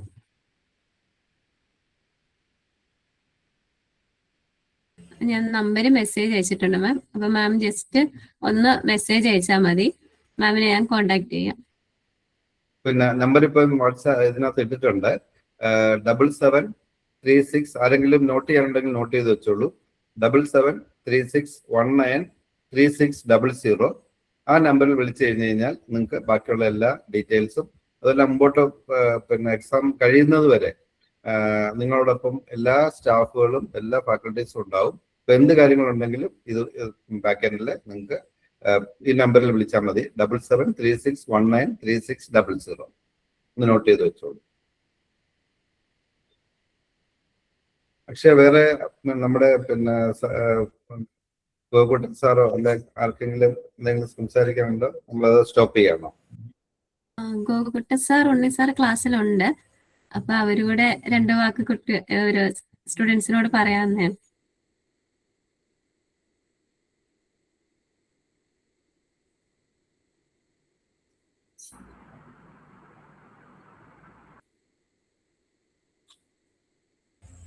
ഉണ്ണി സാർ വീഡിയോ ഓണാക്കാൻ പറ്റുമോ?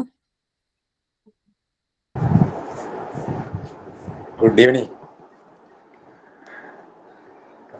മോഹൻ സാർ ഇപ്പം അതിൻ്റെ ഡീറ്റെയിൽസ് എല്ലാം പറഞ്ഞു കഴിഞ്ഞു. പിന്നെ ഇനിയും നമുക്കായിട്ട് പറയാനുള്ളതെന്ന് വെച്ചാൽ ആ സബ്ജക്റ്റുമായി ബന്ധപ്പെടുത്തിക്കൊണ്ടുള്ള കാര്യങ്ങളാണ്. അപ്പം അതിലെ ഫസ്റ്റ് പേപ്പറിലെ എക്കണോമിക്സും ഇന്ത്യൻ എക്കണോമിക്സും കൂടെ ചേർന്നൊരു ഭാഗമാണ്. അതിനകത്തിലെ മൊഡ്യൂൾ എയും മൊഡ്യൂൾ ബിയുമാണ് എക്കണോമിക്സ് എന്ന് പറയാനുള്ളത്. ബാക്കി ഇന്ത്യൻ ഫൈനാൻഷ്യൽ സിസ്റ്റമാണ്. അതിലെ ഫസ്റ്റ് പാർട്ട് മൊഡ്യൂൾ എ എന്ന് പറയുന്നത് ഇന്ത്യൻ എക്കോണമിയാണ്. നമ്മുടെ എക്കോണമിയുമായി ബന്ധപ്പെട്ട, ഇന്ത്യയുടെ എക്കോണമിയുമായി ബന്ധപ്പെട്ട നമ്മുടെ വിവിധ സെക്ടറുകളെ പറ്റിയും നമ്മളുടെ ഓരോ സെക്ടറിൻ്റെ ഡെവലപ്മെൻറ്റിനെ പറ്റിയും ഒക്കെ ഉള്ള ഒരു പൊതുധാരണ നമുക്ക് നമ്മുടെ സമ്പദ് വ്യവസ്ഥയെ പറ്റി അറിയാൻ വേണ്ടിയാണ് ആ ഒരു ഭാഗം മൊഡ്യൂൾ എ ഉദ്ദേശിക്കുന്നത്. മൊഡ്യൂൾ ബി എന്ന് പറയുന്നതാണ് യഥാർത്ഥത്തിൽ എക്കണോമിക്സ്. അപ്പോൾ ഇന്ത്യൻ എക്കോണമി എന്ന് വെച്ചാൽ ഇന്ത്യയുടെ സമ്പദ് വ്യവസ്ഥയും, മൊഡ്യൂൾ 2 എന്ന് വെച്ചാൽ എക്കണോമിക്സ് ആണ്. അത് സാമ്പത്തിക ശാസ്ത്രമാണ്. അത് ബേസിക് ആയിട്ടുള്ള എക്കണോമിക്സ് ആണ് അതിൽ ഉൾപ്പെടുന്നത്. ബേസിക് എക്കണോമിക്സിൽ നമ്മളെ ചിലപ്പം എന്തെങ്കിലും +2-നും ഒക്കെ പഠിച്ചിട്ടുണ്ടാകും. +1-നും +2-നും. +1-ന് ഇന്ത്യൻ എക്കോണമി എന്ന് പറഞ്ഞിട്ടുള്ള പാർട്ടുണ്ട്. +2-ന് എക്കണോമിക്സ് ഉണ്ട്. ആ ഭാഗമാണ് അതിൽ കുറച്ചുകൂടെ ആധികാരികമായി കാര്യങ്ങൾ മനസ്സിലാക്കി ഉള്ള ഒരു ഭാഗമാണ് ഇത് വരുന്നത്.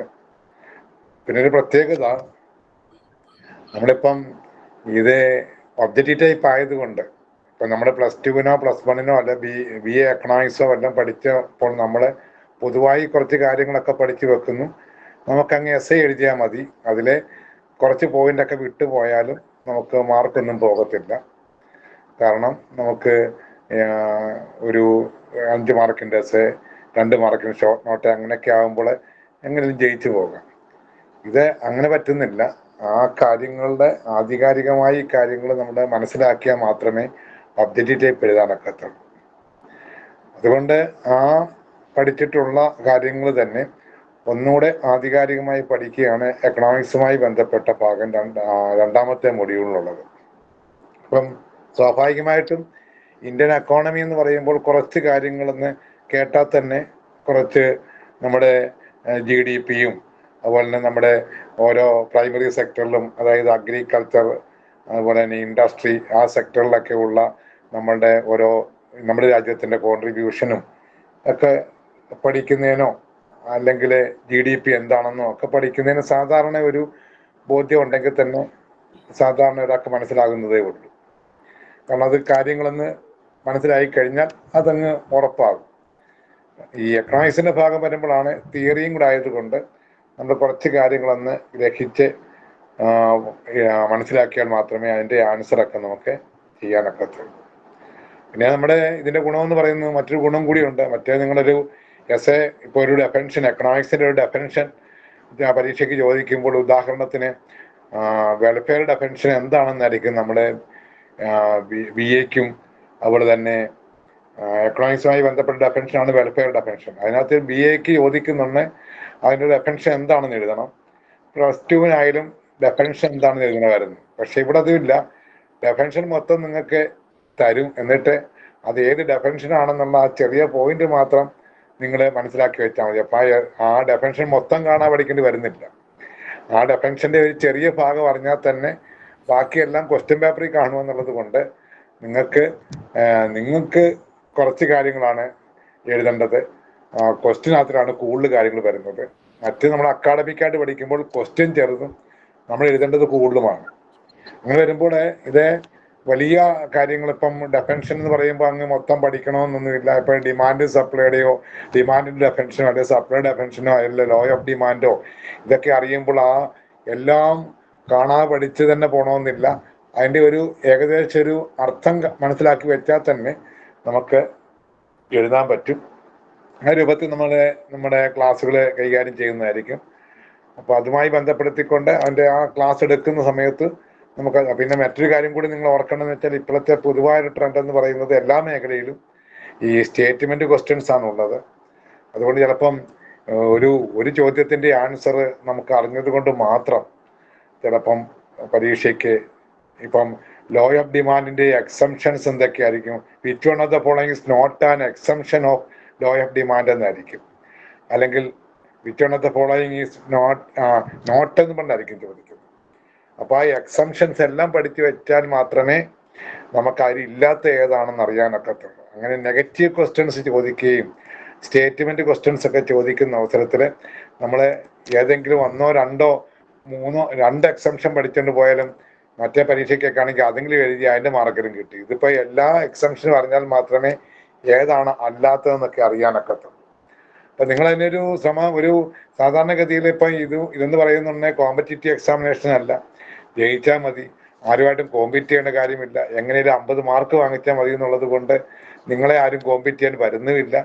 നിങ്ങളുടെ കാര്യം മറ്റൊരാളെ നിങ്ങളെക്കാൾ മെച്ചപ്പെട്ടു പോയെങ്കിൽ നിങ്ങൾക്കൊരു നഷ്ടവും വരാൻ പോകുന്നില്ല. അതുകൊണ്ട് 50 മാർക്ക് വാങ്ങിക്കുക എന്നുള്ളത് ഈ വിഷയത്തെ സംബന്ധിച്ച് വലിയ പ്രയാസമായിട്ടൊന്നും തോന്നുന്നില്ല. കാരണം ഈ മേഖലയിലൊക്കെ നിങ്ങൾ എത്തിപ്പിടിക്കണമെങ്കിൽ തന്നെ നിങ്ങൾക്ക് കഴിവില്ലാത്തതുകൊണ്ട് ആയിരിക്കുകയില്ലല്ലോ.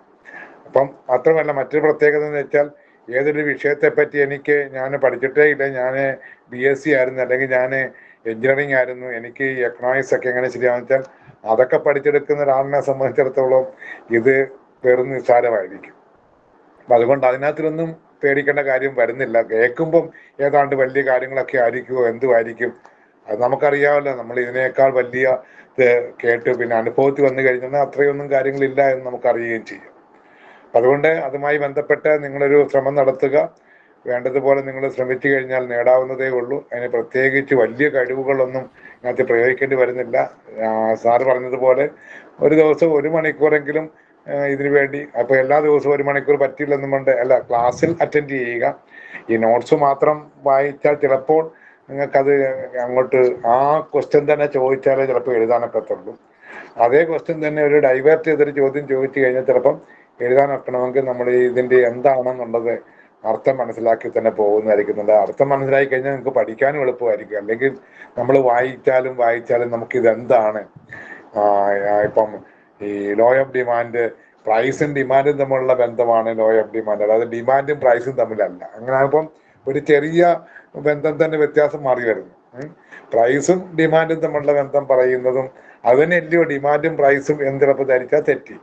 അപ്പം അതുകൊണ്ട് നമ്മൾ ആ കാര്യങ്ങളൊക്കെ ഒന്ന് മനസ്സിലാക്കി പോകുമ്പോൾ നമുക്ക് എളുപ്പമാകും. പിന്നെ ബാക്കി ക്ലാസ്സിൽ നമുക്ക് കൂടുതൽ കാര്യങ്ങൾ പറയാം. Okay, thank you. Thank you sir. Gokutta sir. Good evening. നിങ്ങൾ ഈ കോഴ്സ് സംബന്ധിച്ചും അതിൻ്റെ ഫീസ്, പിന്നെ സബ്ജക്റ്റ്, എല്ലാ ഡീറ്റെയിൽസും വല്യപ്പൻ സാർ പറഞ്ഞു തന്നിട്ടുണ്ട്. അപ്പോൾ അതുമായി ബന്ധപ്പെട്ട് എനിക്ക് കൂടുതലൊന്നും പറയാനില്ല. ഞാനിപ്പോൾ നിങ്ങളെ പഠിപ്പിക്കാൻ ഉദ്ദേശിക്കുന്നത് ഈ പറഞ്ഞ അക്കൗണ്ടിങ് ആണ്. അപ്പോൾ അത് അക്കൗണ്ടിങ് എന്ന് പറയുന്നത് ലളിത സാർ നേരത്തെ പറഞ്ഞില്ലേ, ഏറ്റവും കൂടുതൽ മാർക്ക് സ്കോർ ചെയ്യാൻ പറ്റുന്ന ഒരു പേപ്പറുണ്ട്. ആ കൂട്ടത്തിൽ അക്കൗണ്ടിങ് വരുന്നില്ല. പക്ഷെ നമുക്കത്, നിങ്ങൾ ആത്മാർത്ഥമായി ശ്രമിച്ചാൽ നമുക്കത് മാറ്റിയെടുക്കാം. പിന്നെ നിങ്ങൾ വളരെ മിടുക്കരാണ്. കാരണം ഉണ്ണികൃഷ്ണൻ സാർ ഇപ്പൊ പറഞ്ഞതുപോലെ നിങ്ങൾ ഇവിടെയൊക്കെ എത്തപ്പെട്ടത് വെറും മോശപ്പെട്ടവരായതുകൊണ്ടല്ല, വളരെ ബുദ്ധിയും അതനുസരിച്ചുള്ള കഴിവുള്ളവരാണ്. അപ്പോൾ ഈ പഠിപ്പിക്കുന്ന കാര്യങ്ങളും ആ രീതിയിലായിരിക്കും പോവുക. പക്ഷെ ഒരു കാര്യം അതിനകത്തുള്ളത്, ഈ മറ്റ് സബ്ജക്റ്റുകളെല്ലാം ഇപ്പം നിങ്ങൾ എല്ലാ ദിവസവും ക്ലാസ്സിൽ പങ്കെടുക്കണം എന്നുള്ള, അല്ലെങ്കിൽ ക്ലാസ്സിൽ ഹാജരാവണം എന്നുള്ള നിർബന്ധമാണ്. അത് നിങ്ങൾക്ക് വേണ്ടിയാണ് പറയുന്നത്. നിങ്ങൾക്കറിയാം, കുട്ടികളല്ല നിങ്ങൾ. പക്ഷേ ഒരു ദിവസം ഇപ്പോൾ ഞാൻ അങ്ങനെ വേണമെന്നല്ല പറഞ്ഞു. ഒരു ദിവസം നമുക്ക് ഇപ്പോൾ എക്കണോമിക്സിന്റെ ക്ലാസ്സിൽ ഒരു ക്ലാസ്സിൽ വരാൻ പറ്റില്ല. അപ്പോൾ അടുത്ത ദിവസം അതിൻ്റെ നോട്ട്സ് എഴുതി എടുത്തിട്ടോ, അതല്ലെങ്കിൽ അതിൻ്റെ കണ്ടിന്യൂഷൻ വരുമ്പോൾ നമുക്ക് പതുക്കെ, അല്ലെങ്കിൽ അടുത്തൊരു മോഡ്യൂൾ വരുമ്പോൾ ഇതുമായിട്ടൊരു ബന്ധമില്ലാത്തതായിരിക്കും പറഞ്ഞു പോകും. പക്ഷേ അക്കൗണ്ടിങ് എന്ന് പറഞ്ഞാൽ അങ്ങനെയല്ല. നമ്മൾ ആദ്യ ദിവസം എന്തിൽ തുടങ്ങുന്നുവോ അതിങ്ങനെ കണക്ട് ചെയ്തായിരിക്കും മുമ്പോട്ട് പോകും. നിങ്ങൾ ഒരു ദിവസം വന്നില്ലെങ്കിൽ അടുത്ത ദിവസം ചിലപ്പോൾ പറയുന്നത് മനസ്സിലായില്ല എന്ന് തോന്നും. കാരണം നമ്മൾ ഈ 3 മാസം കൊണ്ടുവന്ന്, സാറ് പറഞ്ഞ 120 ദിവസം കൊണ്ടുവന്നു, അത് 4 സബ്ജക്റ്റുകൾക്ക് വീതിച്ചെടുക്കുമ്പോൾ ഒരു സബ്ജക്റ്റിന് എത്ര ദിവസം കിട്ടുമെന്ന് നിങ്ങൾക്കറിയാമല്ലോ. ഒരു ദിവസം എടുക്കുന്ന 1.5 മണിക്കൂറാണ്.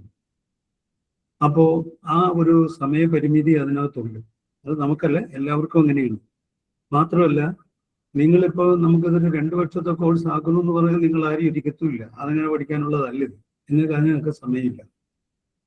ഇത് സാറ് പറഞ്ഞതുപോലെ ചില സാമ്പത്തിക ലക്ഷ്യങ്ങൾ അത് മുൻനിർത്തിക്കൊണ്ടാണ് നമ്മൾ ഇതിനിറങ്ങിയത്. അപ്പൊ എല്ലാ ദിവസവും നിങ്ങൾ ക്ലാസ്സിൽ ഹാജരാകാൻ ശ്രദ്ധിക്കുക. എന്തെങ്കിലും സംശയങ്ങളുണ്ടെങ്കിൽ നിങ്ങൾ അപ്പോഴും ചോദിക്കുക. അത് മിക്കവാറും അപ്പോഴും തന്നെ പറഞ്ഞു തരും. ഒരുപക്ഷെ അന്നേരം പറ്റില്ല എന്നുണ്ടെങ്കിൽ വിത്തിൻ 24 hours അത് നിങ്ങൾക്ക് വാട്സപ്പിലോ അല്ലെങ്കിൽ മെയിലായിട്ടോ മറുപടി അയച്ചു തരും. പിന്നീട് ഈ പറഞ്ഞ ഒരു കാര്യം നിങ്ങൾ ശ്രദ്ധിക്കേണ്ടതാണ്. ഈ നേരത്തെ ഉണ്ടായിരുന്നത് പോലെ ഒരു ചോദ്യത്തിന് ഒരു ചോദ്യം ചോദിക്കുന്നു, അതിന് ഉത്തരം പറയുന്നു. ഇത് അങ്ങനെ ആയിരിക്കില്ല. ഒരു ചോദ്യം എന്ന് പറയുന്നത് ചിലപ്പോൾ നിങ്ങൾ തന്നെ മനസ്സിലാക്കണം, 120 മിനിറ്റിന് 100 മാർക്കാണ്. 100 മാർക്കിന് 120 മിനിറ്റ്. അപ്പോൾ 1 മാർക്കിന് 1.2 മിനിറ്റ്സ്, അത്രയും നമുക്ക് കിട്ടുള്ളൂ. അപ്പോൾ ചില ചോദ്യങ്ങൾ വായിച്ചെടുക്കുമ്പോൾ തന്നെ നമുക്കറിയാവുന്നത് ഏതാണ്ട് ഒരു 3/4 പേജ് ചോദ്യങ്ങളാണ്. അപ്പൊ അതിന് പിന്നെ ഉത്തരം കൂടെ വായിച്ചെടുക്കുമ്പോഴേക്ക് അതിൽ സമയം പോകും. അപ്പോൾ ഒരു 3 മിനിറ്റ് ഒരു ചോദ്യം വായിച്ച് ഉത്തരം കണ്ടെത്താൻ വേണ്ടി നമ്മൾ എടുക്കുന്നു എന്ന് പറഞ്ഞാൽ ഏകദേശം 3 ചോദ്യങ്ങൾ നമുക്ക് നല്ലപോലെ വായിക്കാൻ കഴിയാതെ പോകുമെന്നുള്ളതാണ്. അതുകൊണ്ട് ഈ ക്ലാസ്സുകൾ നമ്മൾ പങ്കെടുക്കുമ്പോൾ അല്ലെങ്കിൽ അത് ക്ലാസ്സിൽ ഹാജരാകുമ്പോൾ ഈ സബ്ജക്റ്റിൽ ഇങ്ങനെ ഉള്ള സ്റ്റേറ്റ്മെന്റ് വൈസ് ക്വസ്റ്റ്യൻസ് വരാവുന്നത് നിങ്ങൾക്ക് അതിലൂടെ പറഞ്ഞു തരികയും, അതിലല്ല ആ പഠിപ്പിക്കുന്ന കാര്യങ്ങൾ ഒക്കെ ചേർത്തിട്ടായിരിക്കും. നമ്മൾ ചിലപ്പം ഒരു ചോദ്യത്തിന്റെ ഉത്തരവല്ല, 4-5 ചോദ്യങ്ങളുടെ ഉത്തരം ഒരുമിച്ച് ചേർത്തിട്ടാണ് ഈ സ്റ്റേറ്റ്മെന്റ് വൈസ് ക്വസ്റ്റ്യൻസ് ചോദിക്കുക. പിന്നെ അതുകൊണ്ട് അത് നിങ്ങൾ പരമാവധി ശ്രദ്ധിക്കണം. സമയം നമുക്ക് 2 മണിക്കൂർ കൊണ്ട് 100 മാർക്കിന്റെ ചോദ്യങ്ങൾ എഴുതാൻ. അപ്പൊ അതിനകത്ത് പിന്നെ ഒന്നുള്ളത്, ഈ നിങ്ങൾ വളരെ മിടുക്കരാണ്, വളരെ ബുദ്ധി വൈഭവം ഒക്കെ ഉള്ളവരാണ്. അതുകൊണ്ട് തന്നെയാണ് നിങ്ങൾ ഇവിടെ എത്തിയതും. അപ്പോൾ ചിലർക്ക് ഇപ്പം നിങ്ങളിൽ തന്നെ അറിയാൻ പറ്റും. ഈ അക്കൗണ്ടിങ് എന്ന് പറയുന്നത് ഞാനത് 5 കണ്ടതാണ്, കേട്ടതാണ്. അപ്പൊ അതൊരു പ്രശ്നമല്ല. അങ്ങനെ ഒരു തോന്നൽ നിങ്ങൾക്ക് വരരുത്. അത് ഞാൻ എൻ്റെ അനുഭവത്തിൽ പറയുന്നത്, ഒരു ക്ലാസ്സിൽ എഞ്ചിനീയറിംഗ് പഠിച്ചവരുണ്ടാവാം, അല്ലെങ്കിൽ മറ്റ് ഈ കോമേഴ്സ് ഇതര സബ്ജക്റ്റുകൾ എടുത്ത് പഠിച്ചവരുണ്ടാവാം. ഒരേ കാര്യം നമ്മൾ പഠിപ്പിക്കുന്നു. ഏറ്റവും കൂടുതൽ മാർക്ക് വാങ്ങുന്നതും അല്ലെങ്കിൽ മാർക്ക് സ്കോർ ചെയ്യുന്നത് ഈ നോൺ കോമേഴ്സ് ആയിട്ടുള്ള ആളുകളായിരിക്കും, അക്കൗണ്ടിങ് പഠിക്കാത്തവരാണ്. കാരണം അവർക്ക് ഈ പറയുന്നതൊക്കെ വേദവാക്യം. മറ്റൊരു കൂട്ടർക്ക് അത് അങ്ങനെ ആവണമെന്നില്ല. കാരണം ഇതൊക്കെ നമ്മൾ 5 കേട്ടതാണ് എന്നുള്ള മട്ടിൽ അങ്ങ് പോകും. അതുകൊണ്ട് എല്ലാവരും ഈ പറയുന്ന കാര്യങ്ങൾ വളരെ, കാരണം അത് കേട്ടതാണ് നിങ്ങൾ പറയുന്നുണ്ട്, കുഴപ്പമില്ല. പക്ഷെ നിങ്ങൾ അറിയേണ്ടത് ഈ സ്റ്റേറ്റ്മെന്റ് വൈസ് ക്വസ്റ്റ്യൻസ് ഒക്കെ വരുമ്പോൾ ഈ കേട്ടതൊന്നും അതിലാവില്ല. മാത്രമല്ല, നമ്മൾ കേട്ടതുപോലെ ആയിരിക്കില്ല ഇവിടെ കേൾക്കുന്നത്. ഇതൊരു അതിൽ നിന്ന് കുറച്ച് വ്യത്യാസം ഇതിനുണ്ടായിരിക്കും. കാരണം നമ്മളിപ്പോ ഒരു കാര്യം പറയുമ്പോൾ അക്കൗണ്ടിങ് എന്താണ്, അക്കൗണ്ടൻസി എന്താണ്, ബുക്ക് കീപ്പിംഗ് എന്താണെന്ന് ഇങ്ങനെ ചെറുപറ പറഞ്ഞു പോകുന്നുണ്ട്. അല്ല, അത്രയും മതി അവിടെ. ഇത് അതുമായി ബന്ധപ്പെട്ട് വേറെ കുറെ കാര്യങ്ങൾ കൂടി നിങ്ങളെ ധരിപ്പിക്കേണ്ടതുണ്ട്. പക്ഷെ അക്കൗണ്ടിങ് എന്ന് പറയുന്നത് തുടക്കത്തിൽ, അതായത് കുറച്ച് കാര്യങ്ങളൊക്കെ വളരെ ലളിതമാണ്, അതിന്റെ പ്രിലിമിനറി ടോപ്പിക്കാണ്. കുറച്ച് അധികം അല്ലാത്തതും ഉണ്ട് ഇതിനകത്ത്. പക്ഷെ ഇത് പ്രിലിമിനറി ആണ് എന്ന് പറയുമ്പോൾ എല്ലാം നമ്മൾ പഠിച്ച് മനസ്സിലാക്കിയതുപോലെ ആവില്ല, മറ്റു കാര്യങ്ങളൊക്കെ ഉണ്ടാവും. അതുകൊണ്ട് തന്നെ ഇവിടെ തരുന്ന ആ സ്റ്റഡി മെറ്റീരിയൽസ് എല്ലാം, ഒപ്പം നിങ്ങൾക്ക് തരുന്ന, ഇപ്പൊ സാറ് പറഞ്ഞല്ലോ ഒരു സബ്ജക്റ്റിൽ തന്നെ 1000-ഓളം ചോദ്യങ്ങളും, ഇതെല്ലാം നിങ്ങൾ പഠിച്ചാൽ ഉറപ്പായും നിങ്ങൾക്ക് ഇത് കിട്ടും. നിങ്ങൾക്ക് ഇത് നിങ്ങളുടെ കൈവെള്ളയിൽ ഇതിരിക്കും. അതിനുള്ള എന്താ ഞാൻ പറയാ, അതിന് നിങ്ങൾക്ക് കഴിയട്ടെ. അതിനുള്ള എല്ലാ സാഹചര്യവും ഞങ്ങളായി ഒരുക്കി തരും. നിങ്ങൾ ആ സാഹചര്യം മുതലെടുത്തുകൊണ്ട് ആത്മാർത്ഥമായി പഠിക്കുക. എല്ലാവർക്കും AIB കിട്ടട്ടെ എന്ന് ഞാൻ ആത്മാർത്ഥമായി പ്രാർത്ഥിക്കുന്നു. നന്ദി, നമസ്കാരം.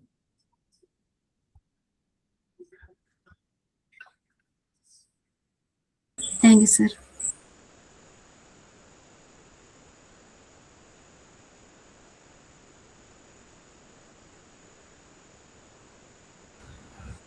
ഇനി നമ്മുടെ പാർട്ടിസിപ്പൻസിന് എന്തെങ്കിലും ചോദിക്കാനുണ്ടെങ്കിൽ ചോദിക്കാം, ഇല്ലെന്നുണ്ടെങ്കിൽ പിന്നെ നമുക്ക് പക്ഷെ എന്തെങ്കിലും പറയാനുണ്ടോ, അല്ലെങ്കിൽ നമുക്ക് ക്ലോസ് ചെയ്യാമല്ലോ. എന്തെങ്കിലും ഡൗട്ട്സ് ചോദിക്കാനുണ്ടെങ്കിൽ നമുക്ക് ഇപ്പം തന്നെ സാർമാരോട് ചോദിക്കാം. ഇപ്പം തന്നെ ഡൗട്ട് ക്ലിയർ ചെയ്ത് പോവാം. പിന്നെ നമ്മുടെ ക്ലാസ്സിന്റെ ഫീസും ഡീറ്റെയിൽ എല്ലാം മുമ്പ് തന്നിരുന്ന നമ്പറിൽ 7736193600 എന്ന നമ്പറിലേക്ക് ഒന്ന് മെസ്സേജ് അയക്കുകയോ അല്ലെ ഒന്ന് രാവിലെ വിളിക്കുകയോ ചെയ്ത് കഴിഞ്ഞാൽ നമ്മൾ ഡീറ്റെയിൽ എല്ലാ ഫീസിന്റെ പറഞ്ഞുതരും. നമ്മുടെ ആപ്പിന്റെ ഫീച്ചേഴ്സ് എന്തൊക്കെയാണെന്നുള്ളതും കാര്യങ്ങളെല്ലാം നമ്മൾ ഡീറ്റെയിൽ ആയിട്ട് എല്ലാവർക്കും പറഞ്ഞു തരാം. നമ്മളിപ്പോ കോമൺ ആയിട്ട് പറയാത്തത്, ഇപ്പൊ പകുതി പേര് നമുക്ക് എല്ലാം പറയുമ്പോൾ നമുക്ക് ഒറ്റയടിക്ക് പറയുമ്പോൾ എല്ലാവർക്കും കൂടെ കിട്ടണമെന്നില്ല. അതുകൊണ്ട് ഓരോരുത്തരോരടുത്ത് ഡീറ്റെയിൽ ആയിട്ട് പറഞ്ഞു തരാൻ വേണ്ടിയാണ് നമ്പറിലോട്ടൊന്ന് മെസ്സേജ് ഇടാൻ പറഞ്ഞത്. അപ്പൊ നമുക്ക് നമ്പറിലോട്ട് മെസ്സേജ് ഇടുമ്പോൾ എല്ലാവർക്കും നമ്മൾ ഡീറ്റെയിൽ ആയിട്ട് നമ്മുടെ ഫീച്ചേഴ്സും ക്ലാസ്സുകൾ എങ്ങനെയാണ്, എങ്ങനെ നമുക്ക് പഠന രീതികളും കാര്യങ്ങളെല്ലാം നമ്മൾ ഡീറ്റെയിൽ ആയിട്ട് പറഞ്ഞു തരാം. അപ്പൊ അതുകൊണ്ടാണ് മെസ്സേജ് അയക്കാൻ പറഞ്ഞത്. അപ്പൊ ആർക്കെങ്കിലും എന്തെങ്കിലും ഡൗട്ട് ഉണ്ടെങ്കിൽ ഇപ്പം ചോദിക്കാവുന്നതാണ്, ഇല്ലെങ്കിൽ നമുക്ക് വൈൻഡ് അപ്പ് ചെയ്യാം സർ. ഓക്കെ, എല്ലാവർക്കും ഫസ്റ്റ് ചാൻസിൽ തന്നെ JIB പാസ്സാകാൻ സാധിക്കട്ടെ. അതിന് നമ്മുടെ എല്ലാവിധ സപ്പോർട്ടുകളും ഫാക്കൽറ്റീസിന്റെ ഭാഗത്തു നിന്നും പിന്നെ ഇൻസ്റ്റിറ്റ്യൂട്ടിന്റെ ഭാഗത്തു നിന്നും ഉറപ്പ് തന്നുകൊണ്ട് നമുക്ക് ഇന്ന് ഇവിടെ പിന്നെ അവസാനിപ്പിക്കാം. ക്ലാസ്സിന്റെ ഡീറ്റെയിൽസ് നിങ്ങളെ അറിയിക്കുന്നതാണ്.